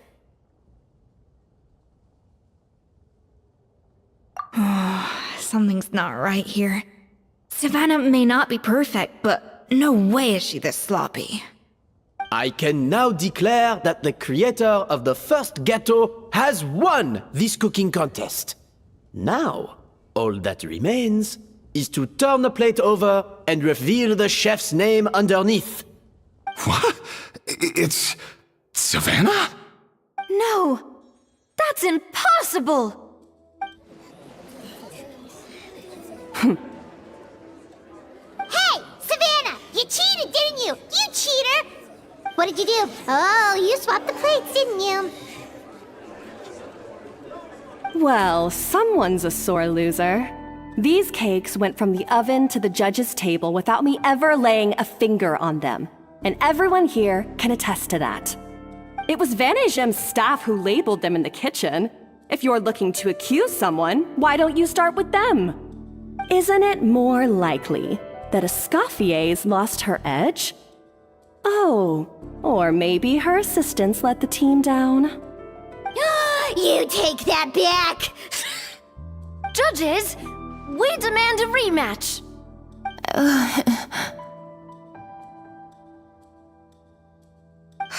That's enough! What's done is done. As head chef, or rather as team lead, I take responsibility for the dish I served. Whatever went wrong and however it happened, I should have spotted it. Savannah, I didn't think you'd stoop this low just to beat me in a bake-off. What happened to your chef's pride? I don't know what you're talking about. If you want the Codex de Boer that much, you can have it. Escoffier, no! But you must promise me that you'll apologize to Firma and compensate him for everything you put him through. It's a little late to be negotiating terms. The contest is over and I won. That means you owe me the Codex, and I owe you nothing. Look, Savannah, you may have fooled everyone else, but can you really fool yourself? What I'm offering is to accept defeat without looking to expose what you've done.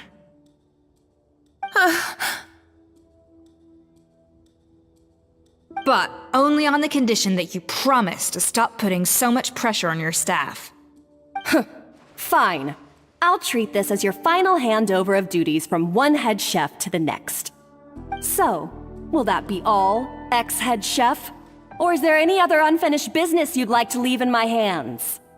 I didn't mean that to be a scolding from your former boss, just a word of advice from a fellow chef and a friend. But I don't know if you're even open to input from other people anymore. I know what I'm doing. I don't need your advice.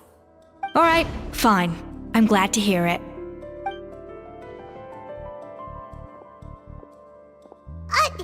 Escoffier! The Codex de Boer! Finally.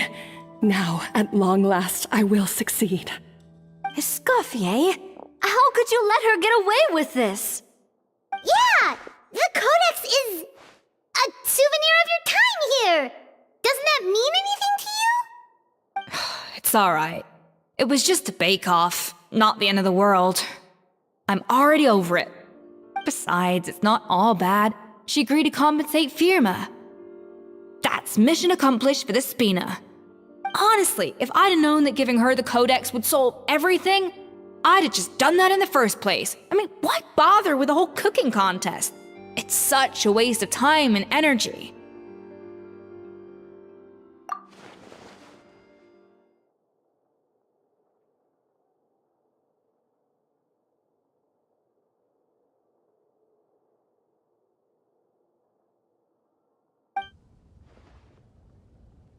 No.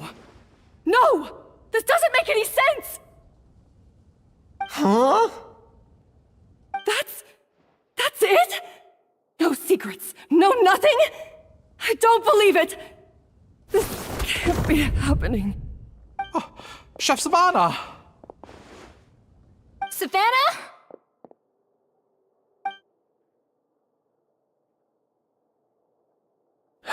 It's nothing life-threatening. Just a lot of pent-up stress and exhaustion. Oh, I knew it. Pent-up stress? The truth is, however hard she might be on the rest of us, the person she puts the most pressure on is herself. Yes, there are nights when she makes us redo things over and over into the wee hours. But for her, it's every night. She'll hide herself away in the kitchen, working on new techniques and recipes, and only realize how long she's been at it when we come to work the following morning. But why? Why would she do that? Our best guess is, she doesn't want to be seen as less of a chef than Escoffier. And there it is. Even so, that's no excuse for taking her anger out on the rest of you. Yeah, and it's definitely no excuse for cheating in the cooking contest. About that, we honestly have no idea how she did it. We were focused on our own work the whole time, like she asked. Leone and Algalia were the ones I tasked with labeling the cakes. I've already spoken to them both. They're at a loss to explain it too. Not to worry. Come on, join me downstairs. I'll interrogate the guilty Gateau myself.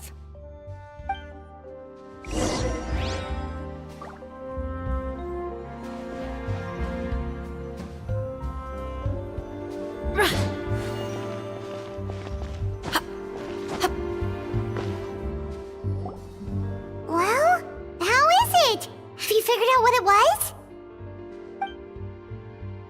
Oh, this is aggravated assault on my palate. I'd rather eat wet cement than this. Is it really that bad? I made sure to taste test it before it was served. Oh, relax. This isn't your cake. Savannah never switched the plates. The offending flavors are coming from in between the icing and the cake base, which means someone tampered with it while it was being made. Or in other words, we have a traitor in our midst.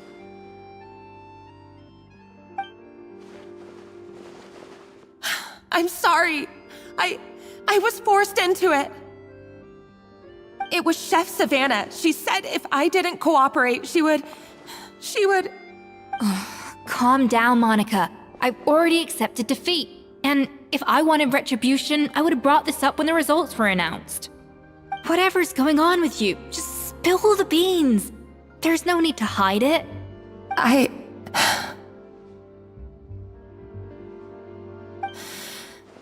I was the one who caused the food safety incident that one time.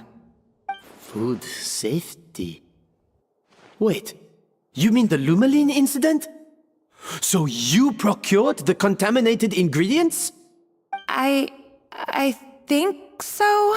Savannah and I were on procurement that day. I didn't check everything as well as I should have, and so I let contaminated ingredients make it into the kitchen. But I swear I didn't do it on purpose. I had no idea there was an issue with them, and I didn't know it would end up with Escoffier going to jail.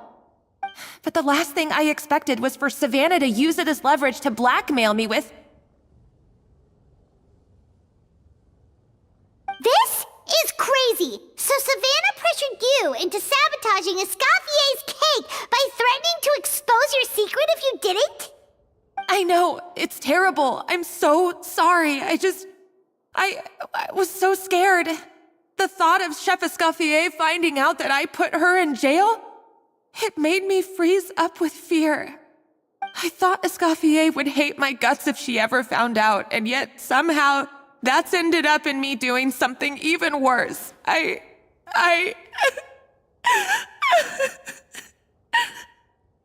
Seriously? All this fuss over a little slip-up? Huh? Firstly, it's not like I got a life sentence. I did my stint at the fortress, and now I'm out. And secondly, I had my own reasons for leaving the Hotel de Boer. This wasn't the only factor. So, you don't need to feel ashamed or frightened or anything like that. Any more than you need to add butter when you're pan-searing foie gras. You mean... you forgive me? Oh, well, I'm not saying you don't have to take responsibility for your mistakes. You should tell Vanagem to mark down your performance for the past few months. Then do some digging and find out exactly where those contaminated ingredients came from. Sure, you've made mistakes, but now's the time to fix them. Understood? Understood.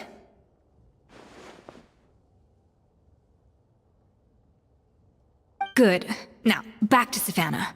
What about the original codex would compel her to resort to blackmail? I have my suspicions.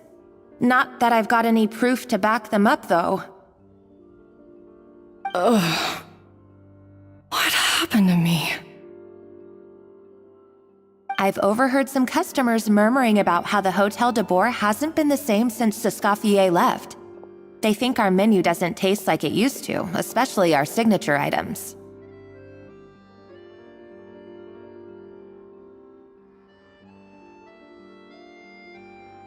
Now that you mention it, I noticed it during the contest too.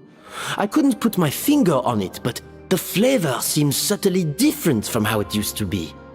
But the difference was so small, I'm sure no one would notice it besides our most loyal customers and true dessert connoisseurs. Still, as head chef, it's easy to see why Savannah would get so hung up on it. So many times I've seen her make the cake base over and over again, late into the night, determined to match Escoffier's version. But something's always slightly off every time. Yeah, I've noticed that too. Never really gave it much thought, though. Thinking back on it now, it's clear that Savannah's been in a downward spiral ever since Escoffier left. She wants to prove that she can fill Escoffier's shoes. That's gotta be the reason. But after countless setbacks, she's getting more and more unhinged. And at some point along the way, she switched from doubting herself to doubting Escoffier. Doubting Escoffier? For what?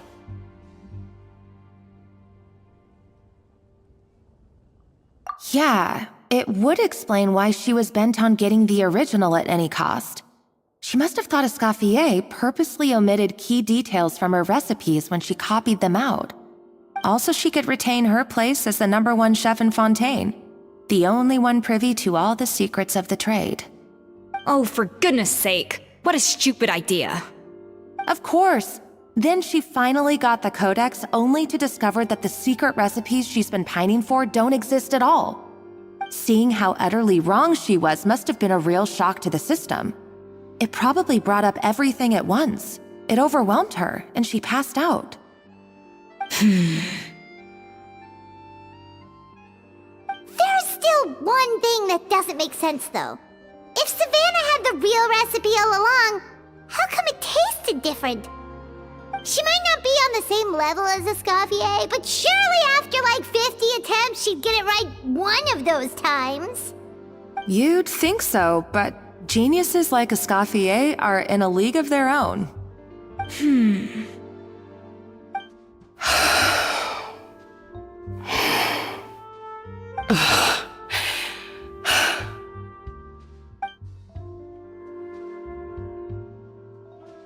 New head chef, you say?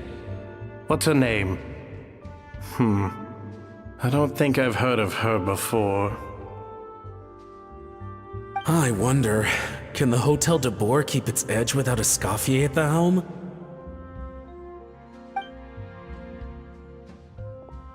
This tastes different from last time. Is it undercooked or something?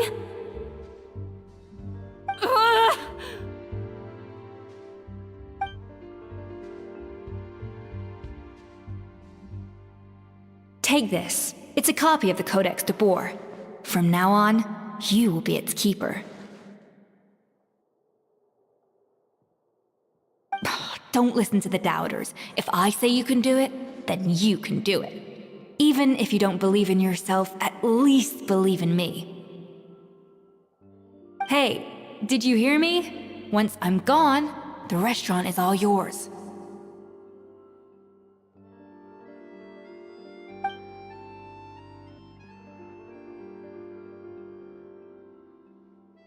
All this time, I've been blaming other people, but maybe I'm the problem.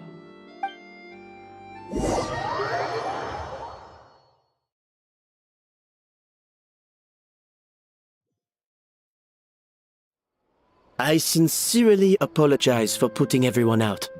Savannah's awake now, but I don't think she's ready to speak to anyone yet. Let's give her the day to calm down. I'm sure you'll have the chance to talk everything out tomorrow. In that case, I'll go and update for Ma and his family. I wonder what he'll make of all this. So, we'll come back tomorrow then.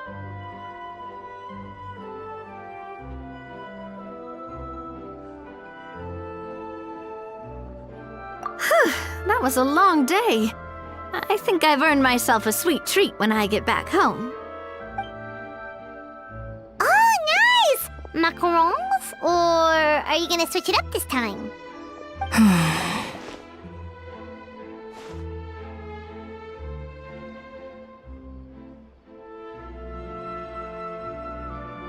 Traveler, how much do you know about the snow-winged goose? Every year, they migrate long distances in search of a suitable home. There's always one goose at the front whose job is to lead the flock. Fontaine poets often use the image of that goose to explore the ideas about leadership and genius. They usually imagine someone who's a cut above the rest, a model of perfection. But what those poets don't know is that during a migration, the lead goose is always changing. Once the lead goose shows signs of fatigue, it retreats to the back of the flock and allows another goose to take its place. So the truth is that leadership, with all the responsibilities and pressures that come with it, it's something that everyone takes turns at. But we humans completely miss that fact when we project our own ideas about social hierarchies onto them.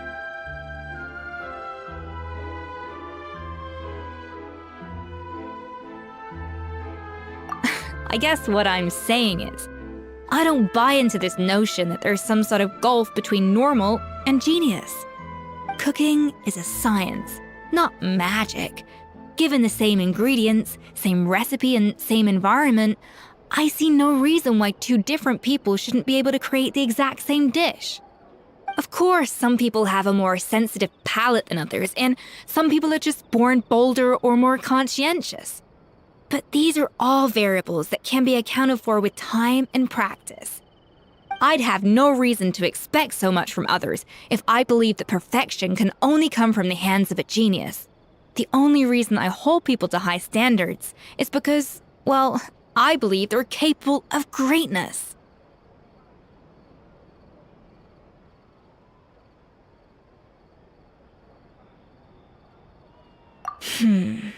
Okay, I've made up my mind. I'm gonna get to the bottom of why Savannah failed. And come tomorrow, I'll give her the scolding of her life, pointing out all the mistakes she's made along the way. Then she'll finally see the error of her ways.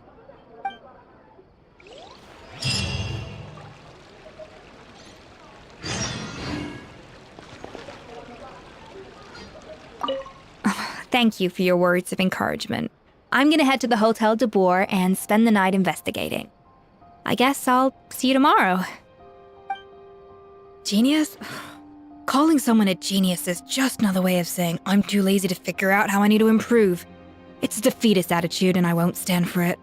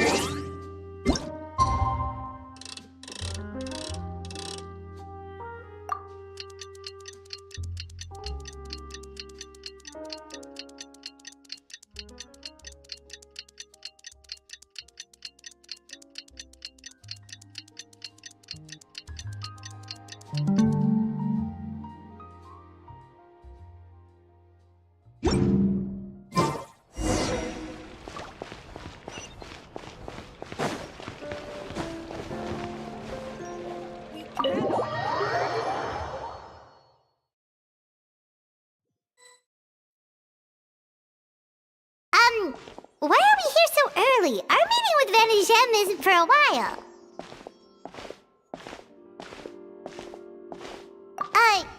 Check on her? Why? What happened? Oh no. Escoffier, are you alright?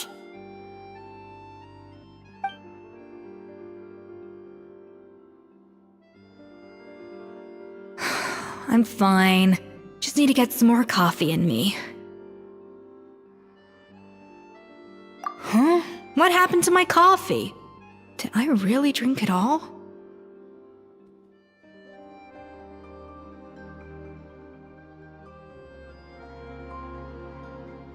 Alright. Thanks. I appreciate it. Well, there's cooking facilities here. Or we could just grab a cup of coffee from Cafe Lutece, but either way, hurry!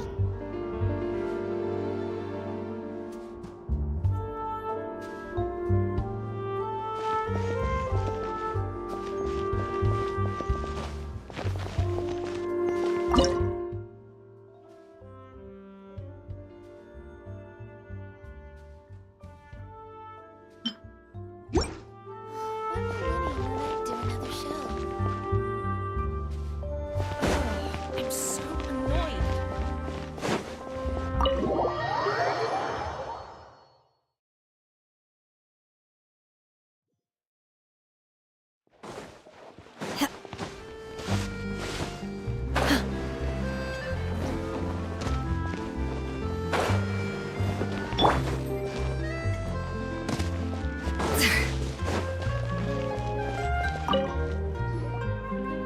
Hello! What can I get for you? Sure thing. We're here to go. Huh? Oh, I see. First cup of the season. Yeah, I get it. Young people these days do love their little surprises.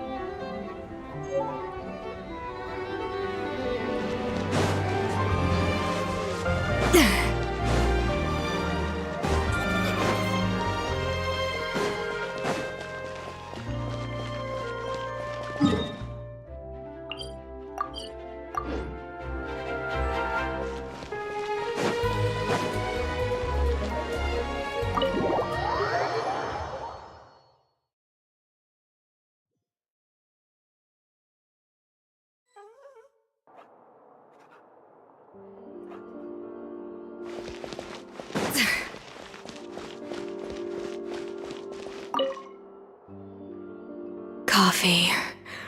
Need coffee.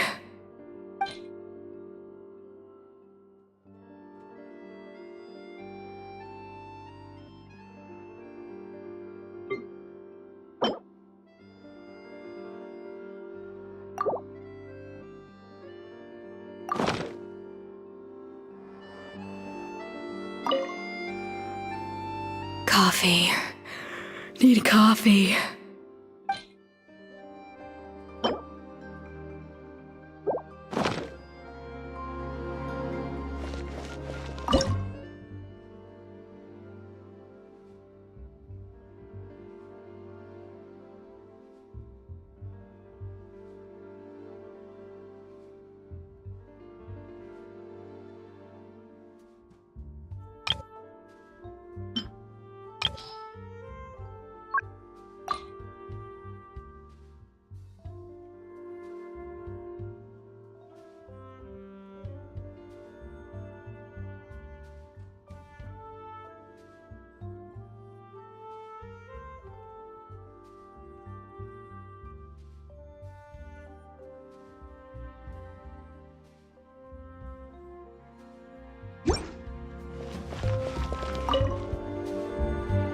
Coffee. Need coffee.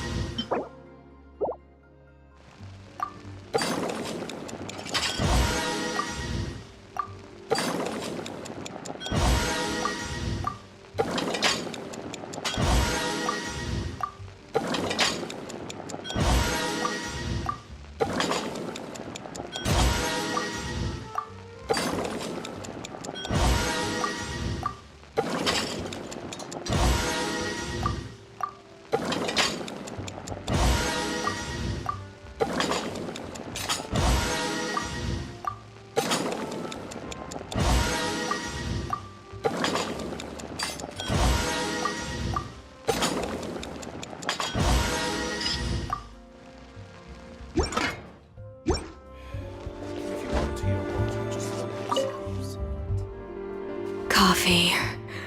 Need coffee.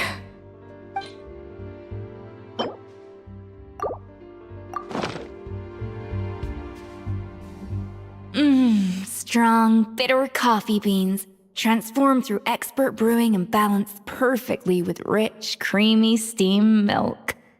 Wonderful. I feel much better now. Thank you so much, Traveler and Paimon. Glad to hear it, but make sure to catch up in your sleep when you get the chance.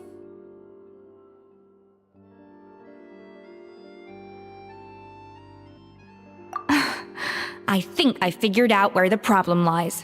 Honestly, it's ridiculous. I don't know whether to laugh or cry. Wait, what investigation? What are you guys talking about? I'll save it for when everyone else gets here. It's so stupidly small, I can't believe it's caused so much drama.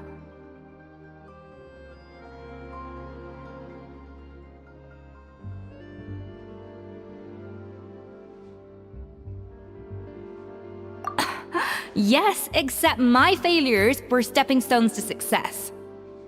Escoffier! Have you seen Savannah? Huh? No, not since yesterday. Why? What's wrong? After seeing her home yesterday, we were all a little concerned about how she was doing. So, I dropped by her place early this morning to check on her. Only to find an empty house with the doors wide open. I left Alphonse and the others to keep watch at her home while I checked the Hôtel de Bord. I'm worried something bad might have happened. If she's not here, then where could she be? Boss, Escoffier, bad news. Alphonse? You're supposed to be keeping watch at Savannah's house. We were, but then, just after you left, we found this stuff in her house. Oh, looks like a map with a bunch of random places circled. What does it mean? Wait a second. This feels familiar. I'm sure these places are all connected somehow. Of course, from the Codex. They're all places that Modeste explored on his adventures.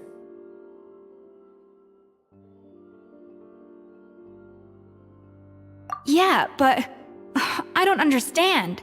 The adventure logs in the Codex are too fragmented to be of any use.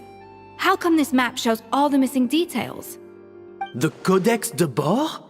Then, this place marked in red out at sea. Could that be the fabled birthplace of Gâteau de Bord? Seriously? So now she set her sights on finding the original recipe and beating Escoffier that way? Geez, Savannah. Anything to overcome a Gâteau plateau, huh? Ugh, idiot! Does she have a death wish? Those ruins are thousands of years old. Hold on, there's more. Besides the map, we also found these letters.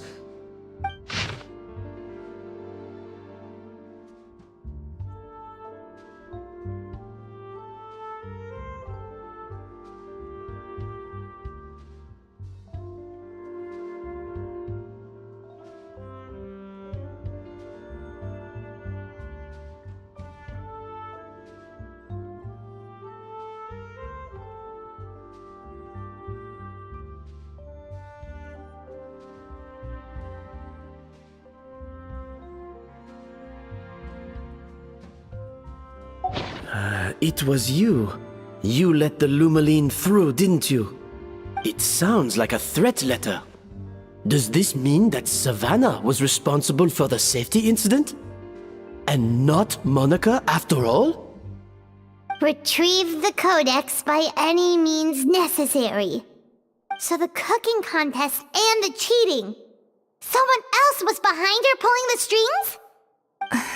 She's keeping the true recipe to herself. Ugh, this is all such a mess. Paimon needs a second to process this. First, we thought that Savannah forced Monica to cheat in the cooking contest. But now, it turns out that someone else forced Savannah to force Monica to cheat?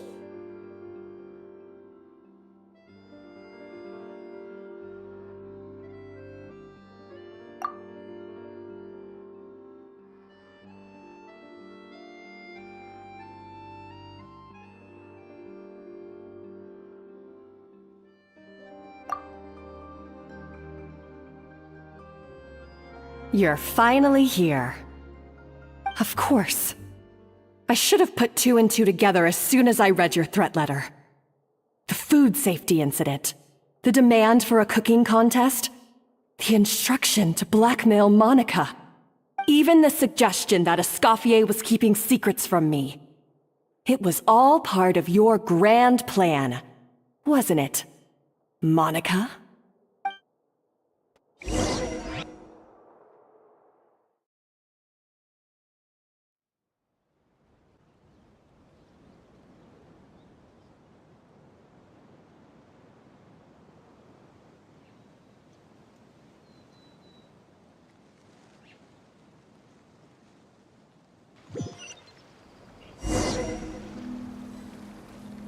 We should be getting close to the spot marked on the map. Of all the stupid things she's done, this really takes the cake. The moment we find her, I'm gonna curse the living daylights out of her.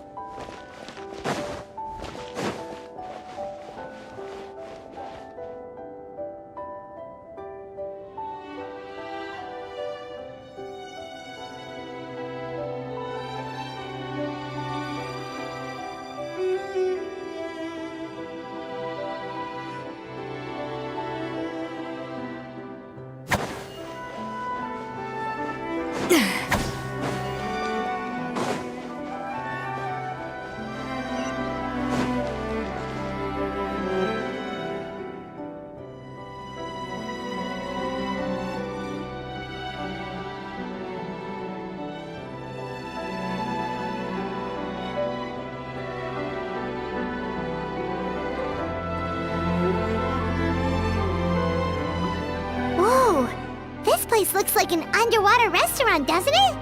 Suddenly, the idea of an adventure chef finding secret ingredients makes a whole lot more sense.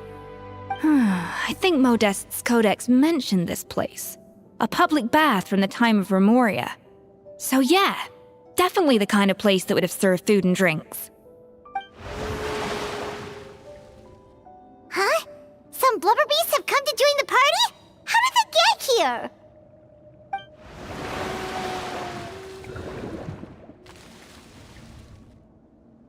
Aw, they ran off!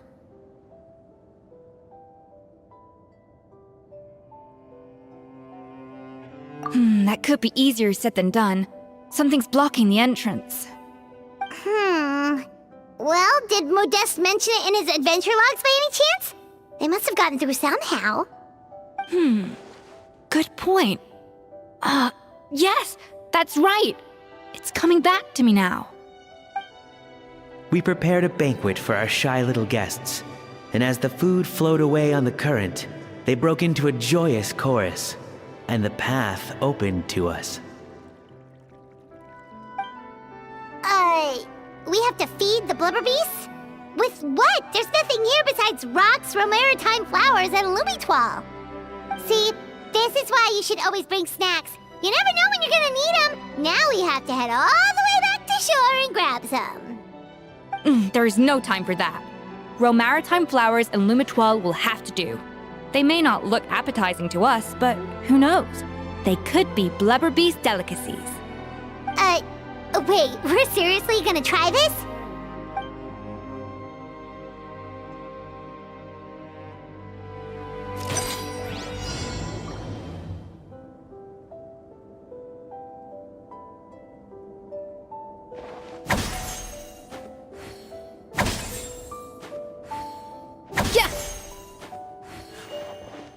Off to the freezer!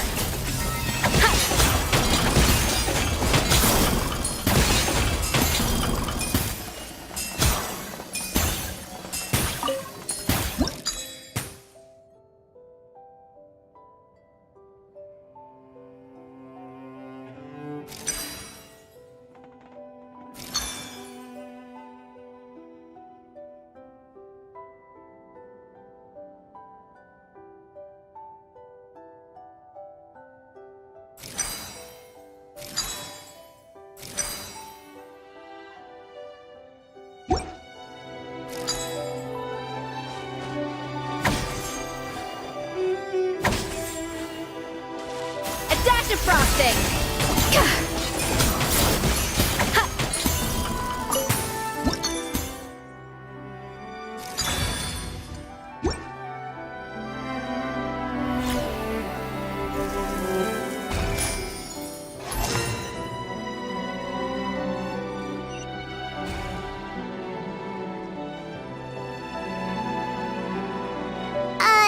Blubber beasts or not, are we sure this stuff is edible? Trust me, they'll love it. Oh, good question. If we try to put them in the pool, we'll probably just scare them off again, and who knows how long they'll be gone. Yes, we can't afford to wait for them to double back. Oh, what was it that Modeste said again? Something about the food flowing away on the current.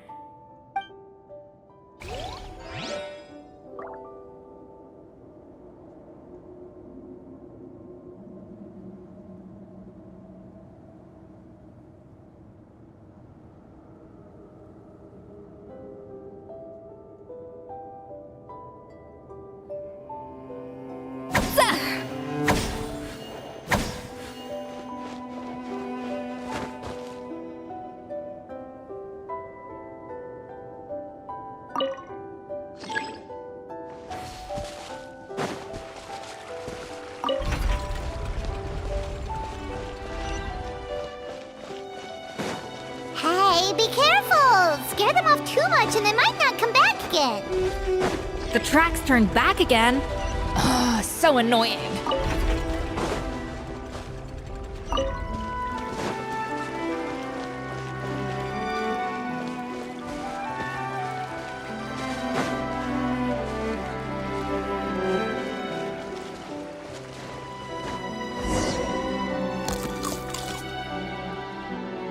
Wow, it's really singing! It must taste better than Paimon thought!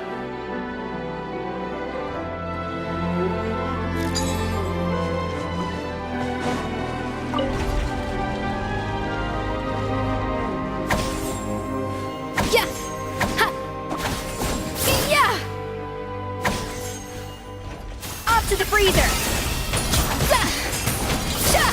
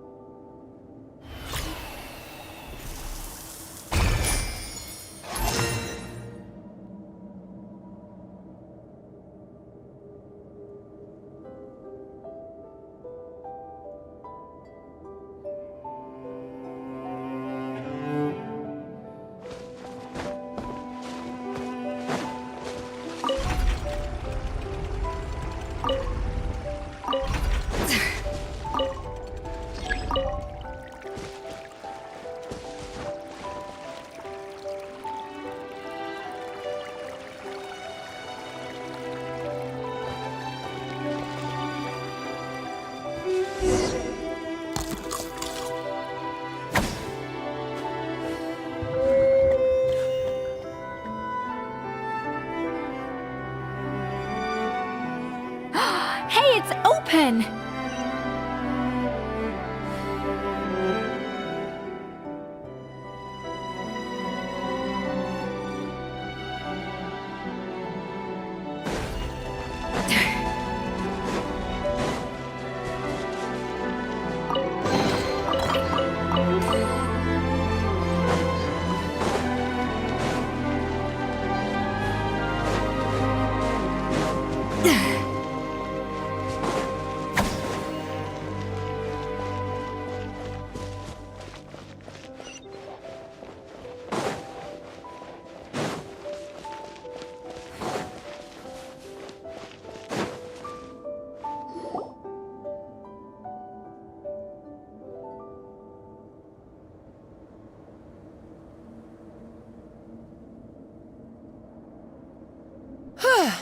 Hey, give me your water. Here. I said your water, the one you just drank out of? Sure.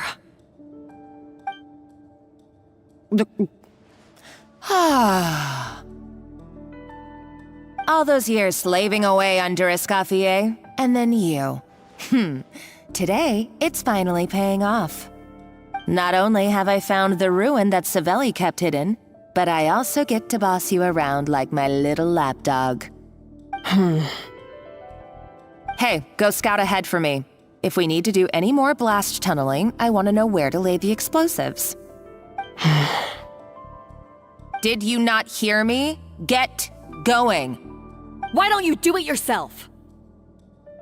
Oh, when did you learn to fight back? You're always so compliant when I give you instructions by letter.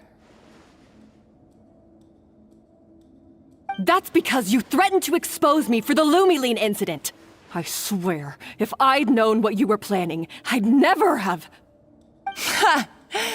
Don't be so self-righteous. Admit it, you've always been jealous of Escoffier. That's why you lapped up everything I told you. You were terrified of her finding out about your part in the Lumiline incident, and you resented the way her reputation hung over you. So you jumped at the chance to convince yourself that she was the villain, that she deliberately hid her secret recipes from you just to hold you back. It was the only excuse you needed to justify getting back at her. First, idolization, then jealousy, suspicion, and self-deception. That's what this comes down to. It was the same story with Savelli and my ancestor. He offered Modestus friendship only to murder him out of vanity. He promised to explore the world with him, only to later destroy all records of their adventures. It's a miracle I even found this place. You have no idea the countless hours I spent piecing it all together. So you see, you're no better than Savelli. If you can't beat him, betray him, right? I am no Savelli, nor will I ever be. Oh, put a lid on it. You really think you can absolve yourself of your vindictive and jealous behavior now? Just because you finally realize that Escoffier never kept any secrets from you? You didn't show any remorse when she left, or in the cooking contest. Why start now? You have no right to redemption. You're right. I don't deserve her forgiveness. But I am done being bullied into submission by you! Ooh, feisty. But you should watch your tone. Talking to me like that could get you in big trouble. I somehow doubt that. Since I poisoned both our water bottles. What? Ever since I learned the truth. I've been biding my time, waiting for this moment. You've played me like a fiddle for so long, and now this is payback! But you drank it too! It's what we both deserve. This is the price we must pay for betraying Escoffier. You'll die here with me, Monica! You.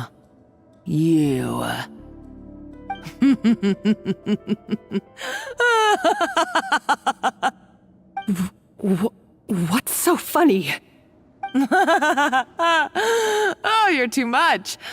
I thought I'd play along for a bit just to amuse myself. You gave a very rousing performance.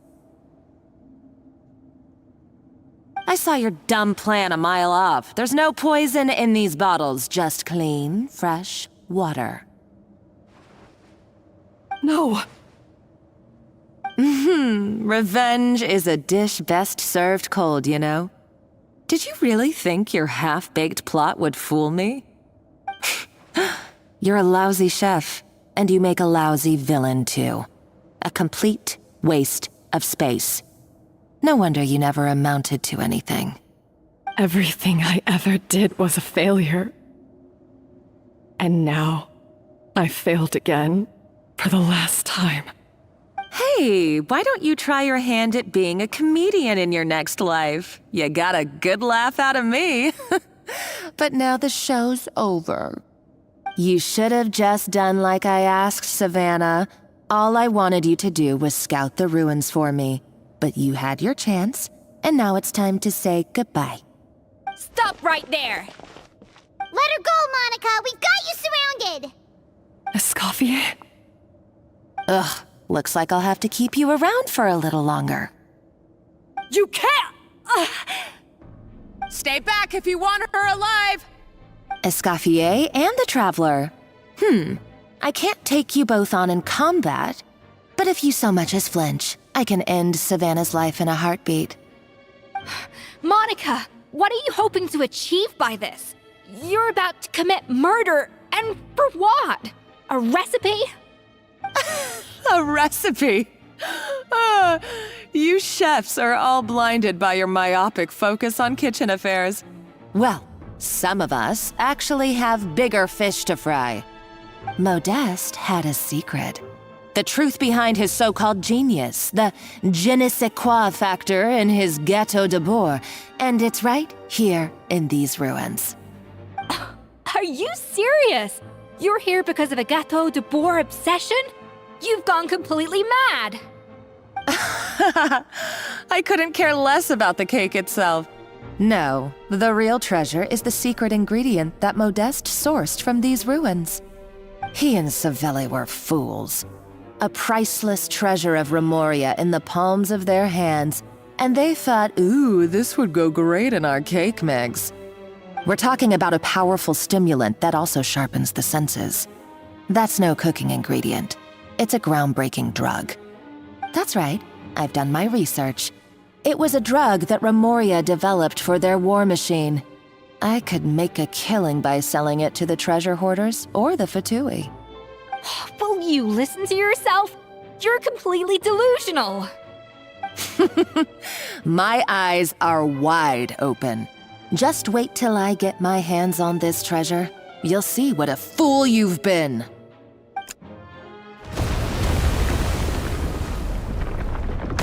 Wait, what's that sound? Just when I thought she couldn't get any crazier. She's lucky the whole place didn't collapse.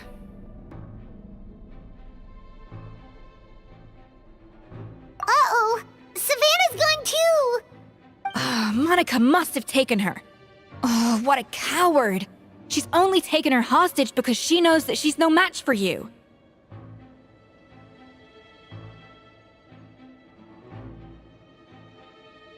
That's true. Even if she finds the treasure, she'll need Savannah alive if she wants to get out of here in one piece. Oh, well, our path's been blocked, so let's look for another route.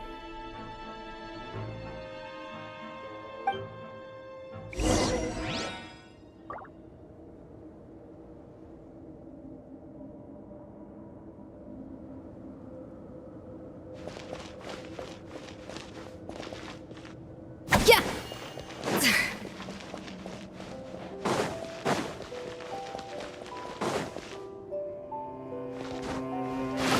The water looks pretty deep here. Maybe it leads somewhere.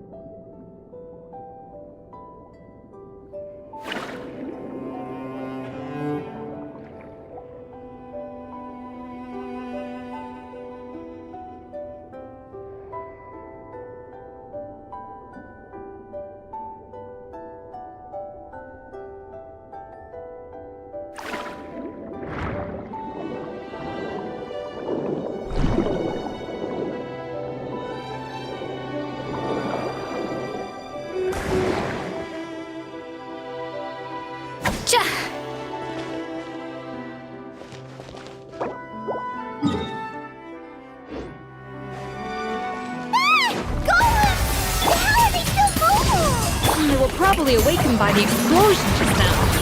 Alright, Knife Skills 101. Time for some rough chopping.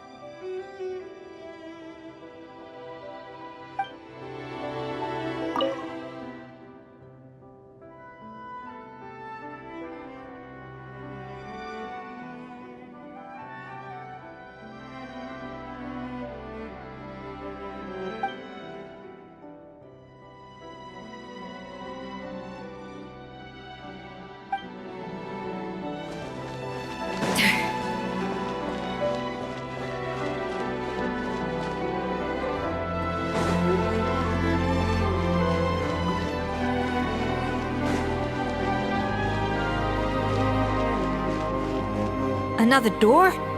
Guess we need to prepare another feast for our guests.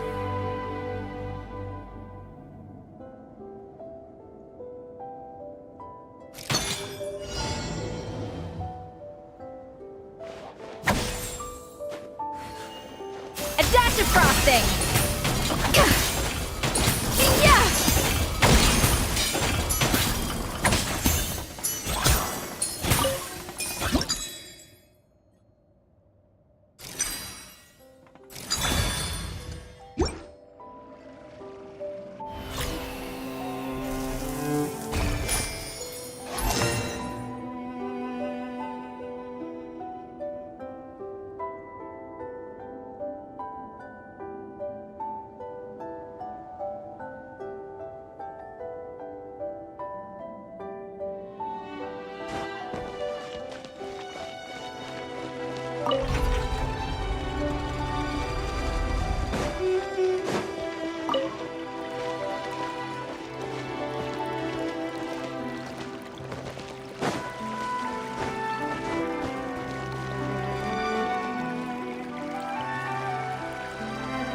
Hey, be careful! Scare them off too much and they might not come back again. It seems to really like the texture of Rome Maritime flowers.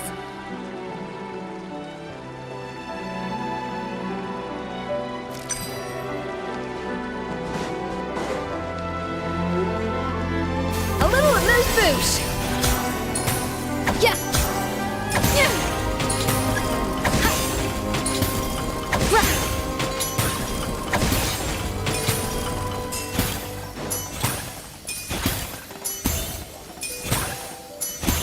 An inspired melange!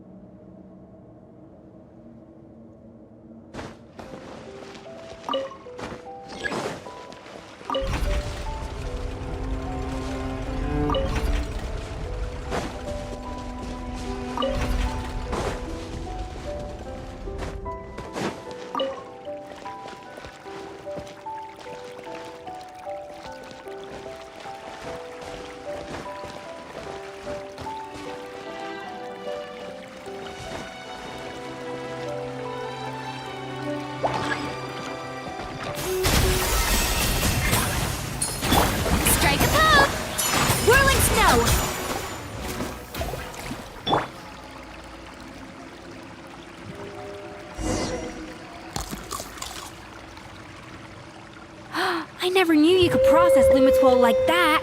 Alright, I've got to jot this down. Lumitwols and maritime flowers. This could open the door to a whole new world. Yep, that's literally the plan. Wait, hold on. Which door are you talking about?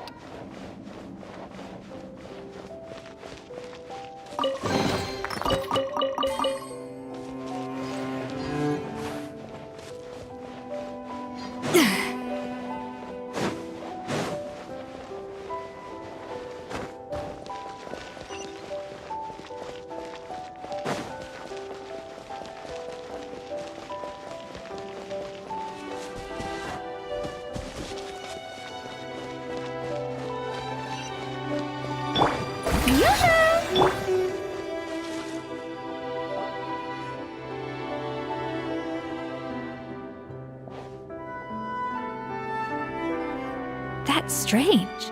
These don't look Grimoirian to me. More like last century Fontaine.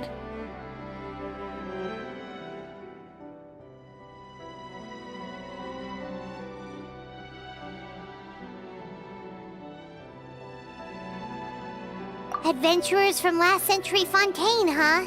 Oh, Modeste and Savelli, do you think they camped here? By the looks of it, this was a one-person camp. They adventured together, but maybe one of them came back alone at a later date.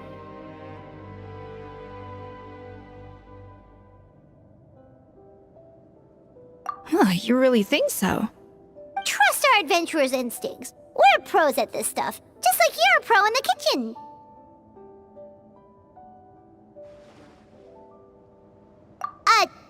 Okay, well, the Traveler has more adventuring experience overall, but Paimon's definitely a pro rummager from all those treasure chests.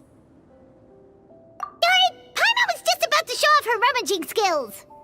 Huh, no kidding. Are all adventurers so obsessed with journaling?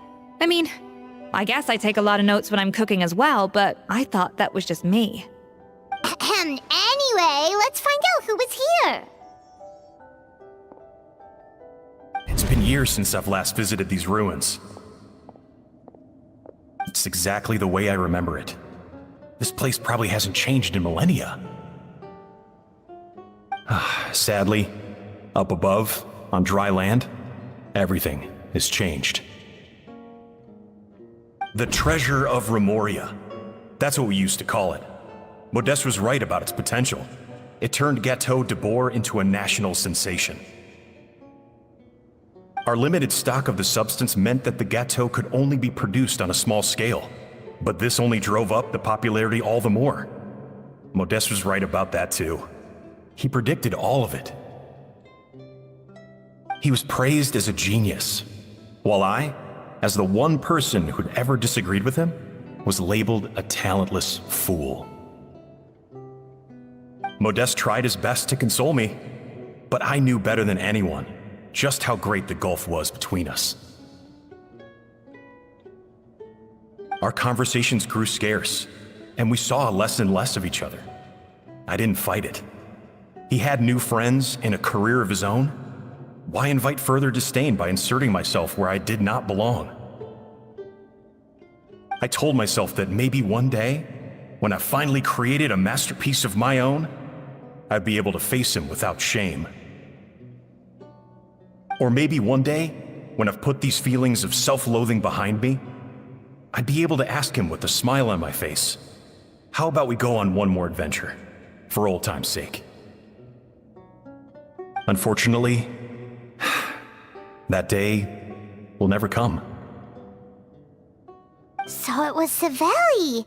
From the sounds of it, he came back after Modeste had already died. I always thought it was just a legend. But if it's true, then this must be the place where they found their secret ingredient, the birthplace of Gâteau de Bourg. In that case, what does that say about the death of Modeste? If it's all true, maybe Savelli really did have something to do with it. The taste of Gâteau de Bourg has changed. Modeste was convinced of this, even though everyone swore they couldn't tell. Being the perfectionist that he was, he refused to accept even the slightest flaw in his work. He stopped all sales of the product, locked himself away in the kitchen, and worked day and night, vowing to find out where he had gone wrong. But as he baked and taste tested over and over again, he found he only strayed further and further from the original taste. It was only when he was sipping on coffee one day and realized he could not taste the bitterness that the truth finally dawned on him. What had changed was not the gâteau, but his sense of taste. The treasure of Remoria stimulates the senses, taste included, and invigorates the spirit. In the short term, it offers people the ultimate gourmet experience, but in the long term, it dulls their senses entirely. In hindsight, it made perfect sense. After all, why would a culture that sought liberation from the constraints of their bodies care for the loss of their senses? But we realized it too late. We were just too late. Over the course of his many culinary experiments, Modeste exhausted the remaining supply of the treasure of Remoria. He consumed it all himself. The finest culinary talent of his generation now faced a future in which he would never be able to taste anything ever again. Finally, in despair, he took his own life. And because we had become estranged, I could not be there to stop him, to offer some words of comfort, or even to say goodbye. Yet despite everything, he sent me his final letter. The treasure of Remoria? Guess Monica was really onto something. It really was a kind of drug. So, Modeste chose to end his own life. Then, why all the rumors that Savelli murdered him? Also, neither the Codex nor any other contemporary records make any mention of the treasure of Remoria. It's almost as if someone deliberately erased it from history. Modeste told me everything in his final letter. His was a tale of how even a genius could fail, and how much more devastating it is when it happens. Did he hope I would gain some personal catharsis from knowing the truth? Or maybe he wished for me to warn the public about the dangers of Gâteau de Bourg, proving that I had been right all along. But if the public ever learned how Modeste's greatest triumph became his undoing, his fall from grace would be swift and merciless. 1 minute a genius, the next a joke. It would surely spell the end for his restaurant too.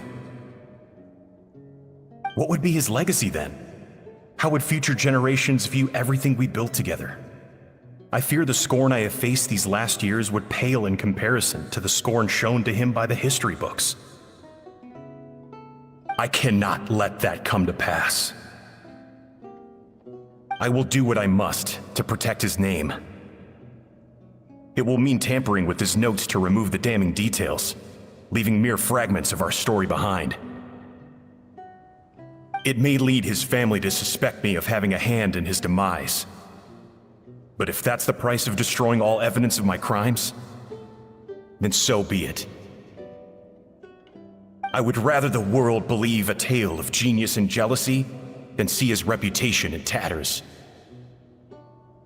The final loose end is the evidence here, at the bottom of the sea.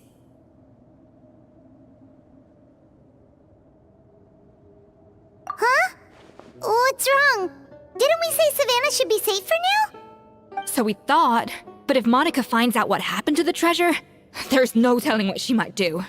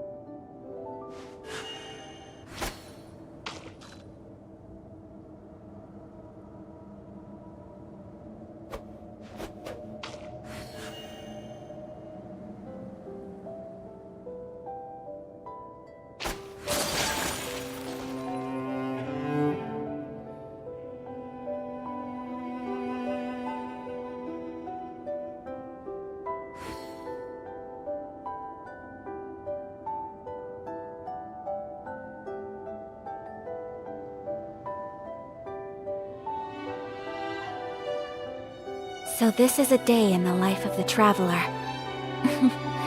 I'm learning more about you all the time.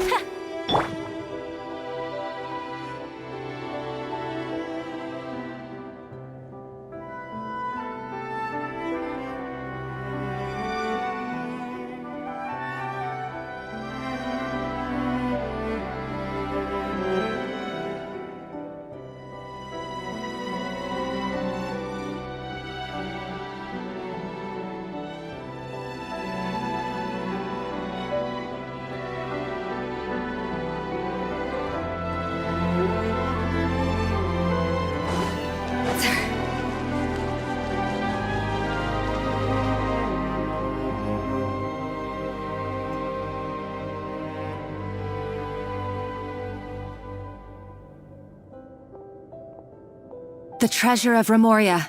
I have found you at last. Savelli, you tried your best to bury the truth, but you underestimated the children of Modeste. Some fragments of his diary escaped your clutches, and we have held on to them for generations. But I have to thank you too, Savannah. Without your help retrieving the codex, and with it the last piece of the puzzle, I may never have found this place. But now, finally, the secret to Remoria's military might is within my grasp. The treasure of Remoria is mine! Oh. It's empty. It's empty! Monica? Oh, we were seconds too late. Escoffier? What's the deal with that jar? Savelli's final act! He wanted to conceal the secret of the treasure forevermore and make sure it would never harm anyone again. So he came here after his friend's death and destroyed every last shred that remained. This can't be happening. All the years I spent piecing together the truth. All my painstaking planning. All that for an empty jar? Monica, don't do anything stupid. This ruin is more dangerous than you realize. Oh, shut your pie hole! Praise be to Lord Remus. You barbarian shall be slain.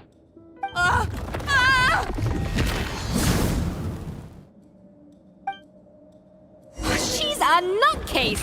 A liability to herself and everyone else! Well, now it's up to us to clean up the mess she's made. Take these golems out!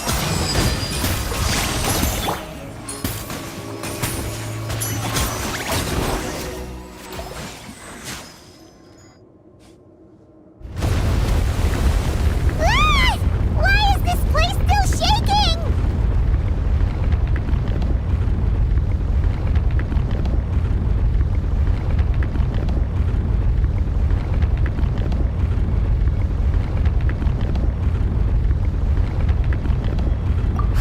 Either way, it's all her fault. Enough chit-chat. Let's get out of here, Traveler Escoffier, come on! Okay, I'm coming. Oh, no you don't. If I can't get what I want, neither will any of you. I've got nothing to show for my life's work so far. But if I can take another so-called genius down with me in my final moment, then it was all worth it. You're a psycho!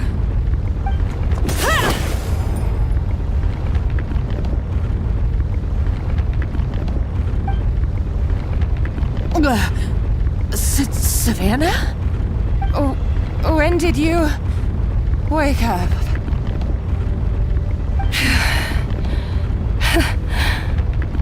I may be a lousy chef, but it looks like I'm not a complete waste of space. Traveler? Okay, let's go!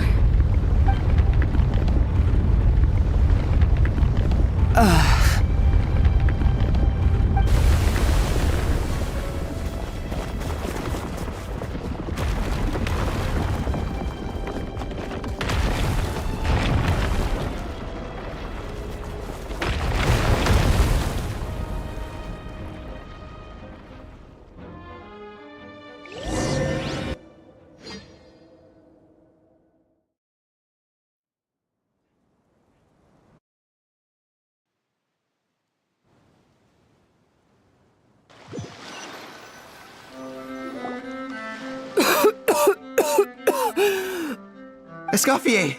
Savannah! Traveler! And Paimon! Venegem, what are you all doing here? What did you expect us to do? Stay at the restaurant and sit on our merry derrieres while the Traveler and Escoffier were out here risking their lives? We had to do something, even though that something ended up being, well, waiting for you here instead. I don't deserve any of you. And I certainly don't deserve to be your head chef. It was my fault Escoffier had to leave. Then I couldn't live up to her standards. I acted like a tyrant in the kitchen. And now I almost got myself killed. Come back, Escoffier. Come and be our head chef again. I'll never be able to replace you.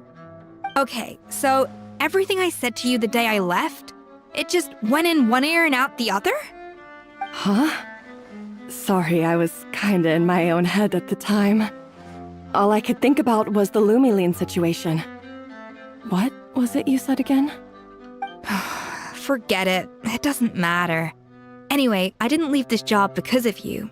And you're not nearly as awful a chef as you think.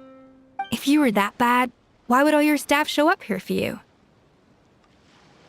Escoffier's right. Sure, you nitpick our work and get us to do things over a lot. But when it comes down to it, you're the one who's always doing whatever it takes to make sure the customers get served on time, every time. Things were pretty rough after Escoffier left, and Savannah's the only reason we've been able to make it through. Our customers know that Escoffier doesn't work for us anymore. But the fact is, they keep coming back. If that's not an endorsement of your work, I don't know what is. At the end of the day, we're all human, and we all make mistakes. All we can do is recognize where we get it wrong and do our best to improve. That's all that's humanly possible.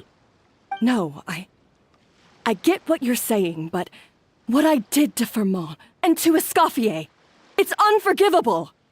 Well, about that, there's someone else here to see you, Chef. It's been a while, Chef Savannah. Firmont? I'm so sorry. I put far too much pressure on you. And the way I stubbornly refused to go and see you after you fell ill. There's no excuse. But I'm too late, aren't I? The damage is done. I heard that you can't even hold a kitchen knife anymore. Actually, I think I'm going to be just fine. Huh? We thought Firmin's problem was purely psychological in nature.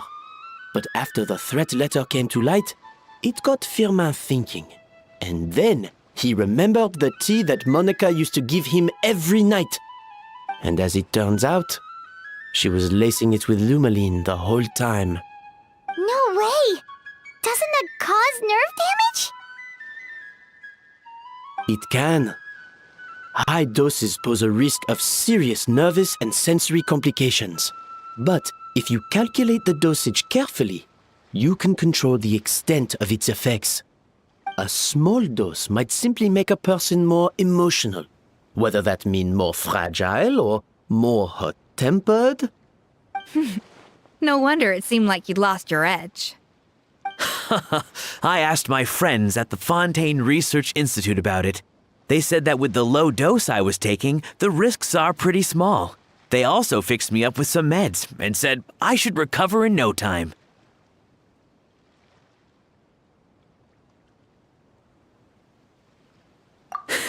Well, that's what happens when you give someone a little bit of hope to cling on to.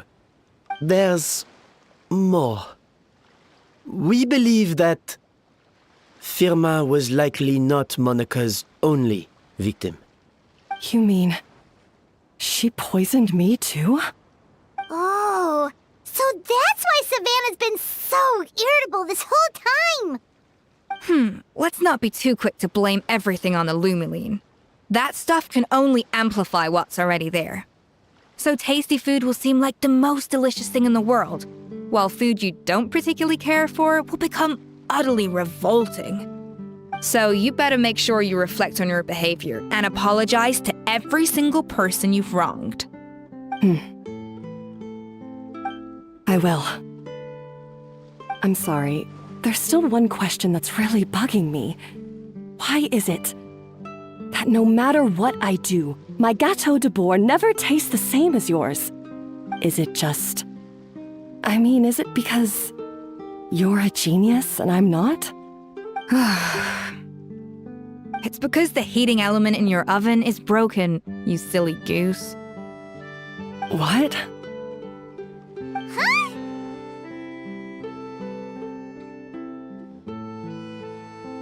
I felt like something was off during the cooking contest. Once I got around to checking all the equipment, I noticed it right away. There was a half-degree discrepancy between the temperature setting and the actual temperature. All the ovens in the whole kitchen had the same problem, which confused me at the time, but by this point, it's pretty obvious that Monica must have tampered with them. I would have figured it out the day of the bake-off, since the issue affected both our teams. But of course, Monica sabotaged mine so that could never happen. No. I spent so long trying to find out where I was going wrong, and then you pinpoint the problem in just one night? It all comes back to one simple, undeniable truth. You're a genius, and I'm just plain old Savannah. Oh, cut it out! Stop the woe is me act for a second and just think. I came up with this recipe. You don't think that might have something to do with it? Do you know how long I spent perfecting my Gâteau de Bourg? 3 years! 3 whole years! I know this dish inside out, back to front and upside down. And you've been head chef now for what, 6 months? If that? A couple hundred failed attempts, and you're gonna throw in the kitchen towel and declare you'll never be successful because you're not a genius.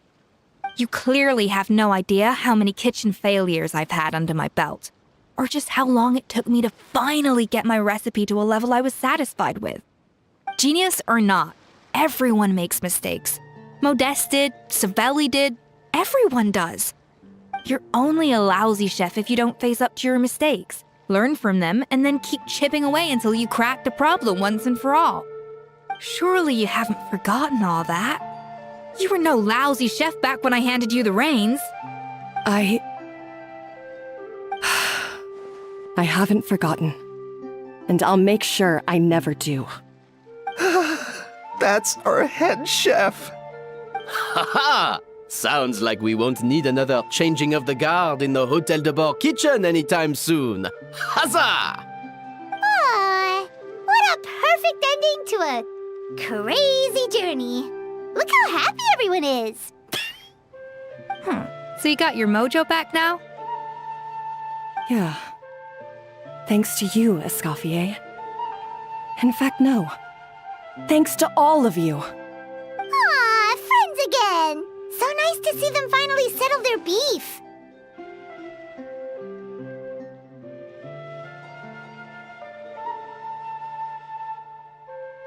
Good. So now that's out of the way. It's time for payback. You cheated in our last bake-off, and I demand a rematch right now. Huh?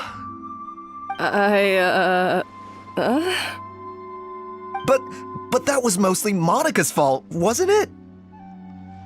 Right, and also, does it have to be right now? Savannah's only just got her mojo back, and you barely escaped from a death trap. No excuses. This is a cooking contest between 2 top chefs, and nothing will stand in its way. So grab your spatula and get ready, because this rematch is happening today, right now, this instant. Hey, so, this whole time you were salty about losing? The second cooking contest commences now! This time, no more games, and no holding back!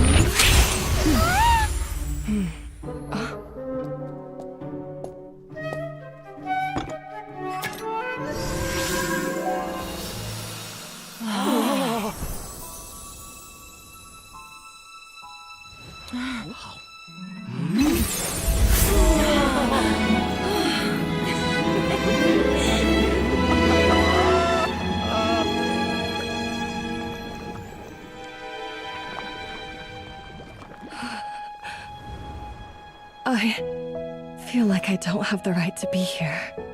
Hey, what are you so afraid of? You can't unbake it now. And if you don't serve it, then good or bad, you'll never find out how to improve.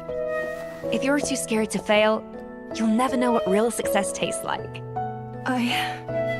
So? Embrace your failure.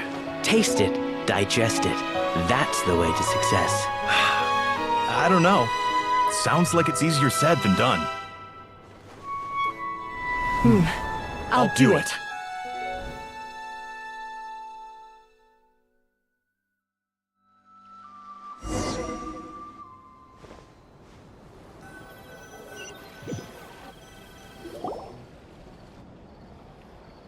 The results are in! A landslide victory for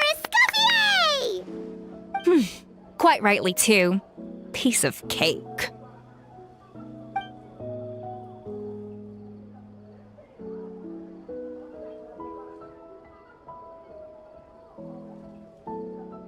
Oh yeah, look at that! Savannah looks pretty chipper too, considering she lost.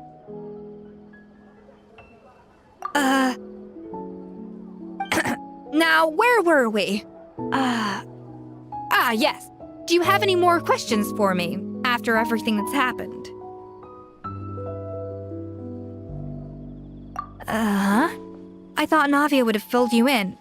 And actually, I said all this to Savannah before I left. Although, as we saw, I don't think any of it sank in. I had 2 reasons for leaving. One was the food safety incident, of course. But the other was that the Hotel de Boer had reached a point where it didn't need me anymore.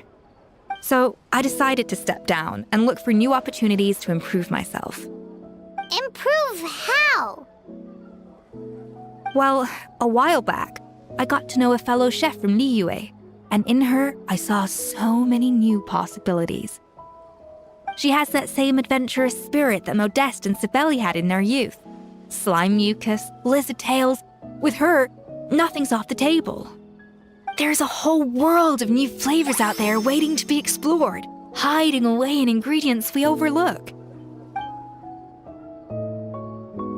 Case in point, remember those Romaritime flowers down in the ruins? I used them in the cooking contest just now. Did you taste the difference? What? Paimon didn't notice at all. Half of the art of cooking is dissecting the recipes of previous chefs and figuring out the exact constellation of elements that gave their work its signature taste. And the other half, it lies in freeing yourself from the confines of the kitchen. You've got to go out and explore the endless possibilities out there. Uh-oh.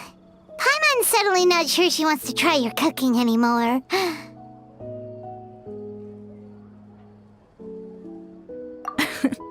Don't worry, it's not going to be a free-for-all like in Modeste's time. Before I put anything into my food, I'll obviously do my research, make sure it doesn't contain any harmful substances. In the meantime, take this. It's a recipe for Petit Gâteau de Boer revised version. I tweaked it to suit your needs as busy adventurers. Hope you enjoy, and remember, feedback is always welcome. All right! So, do you ever see yourself returning to Hotel de Boer? Oh, of course. I've already promised Vanishem that I'll come back every once in a while to make sure the quality of the food remains at an acceptable level. You know, Paimon's still a little disappointed that we never got to see the treasure of Remoria. Surely Monica wouldn't have gotten drawn in so deeply if it wasn't for all the mystery surrounding the original Gâteau de Boer. She practically dedicated her life to finding the lost pieces of Modeste's diary. Then went to all that trouble to infiltrate the Hotel de Boer. And in the end, it was all for nothing.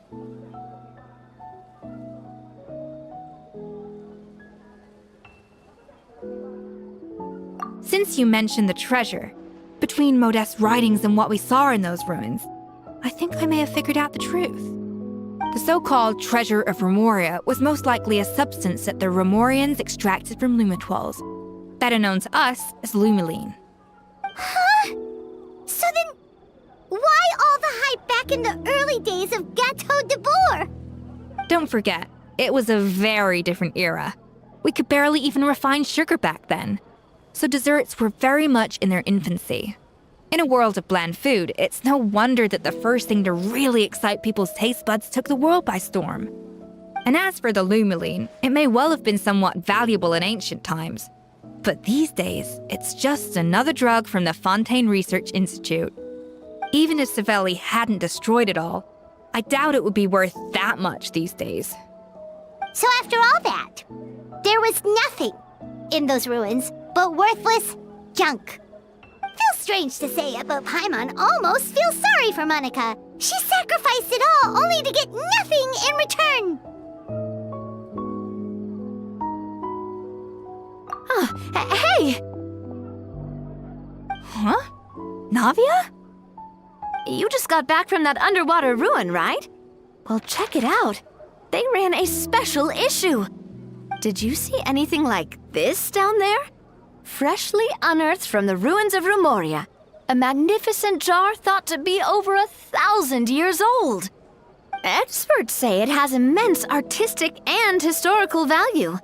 It could be worth an absolute fortune. Wait, isn't that the jar they used to hold the treasure? If only it was still in one piece. Some butterfingers must have dropped it or something. Ugh, it's such a shame.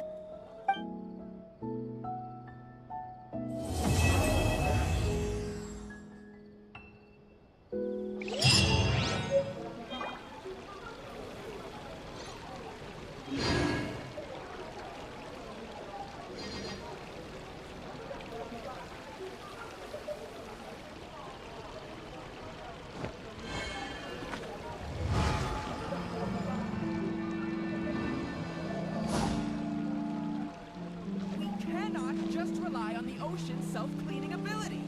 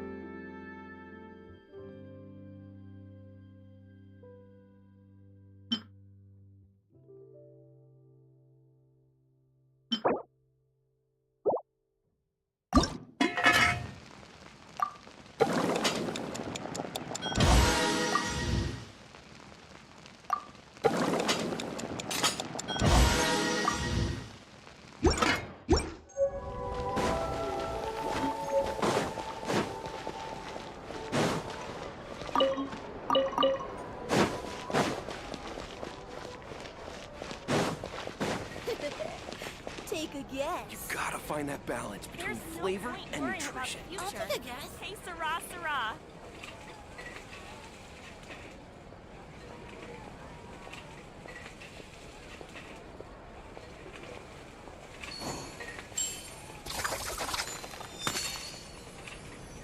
No way. I'm not guessing.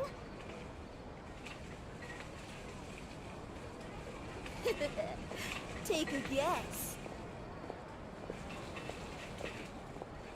You gotta find that balance between flavor and nutrition. Hey, Sarah, Sarah. An important part of cooking is making sure the ingredients absorb the flavors in the dish. To that end, a chef must be able to wield a knife with the same level of precision as a surgeon. Practice makes perfect.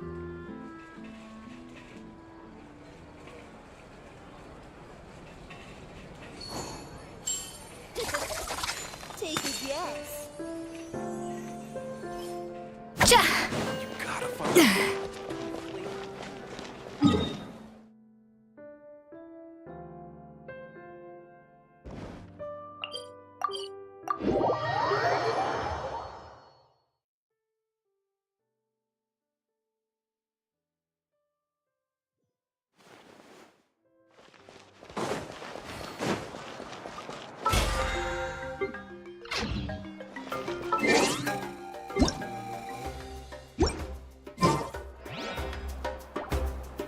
No recipe, no problem.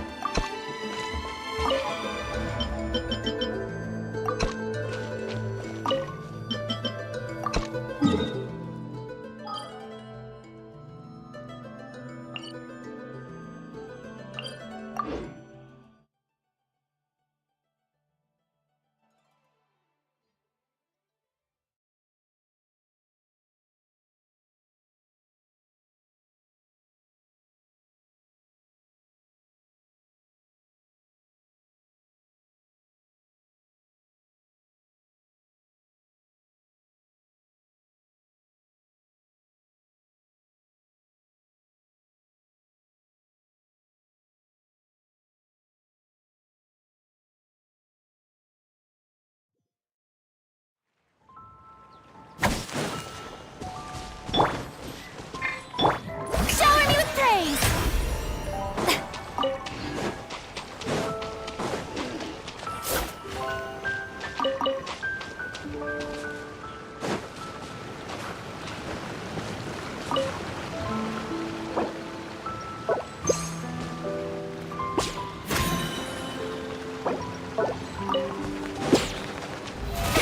Oh, brilliant!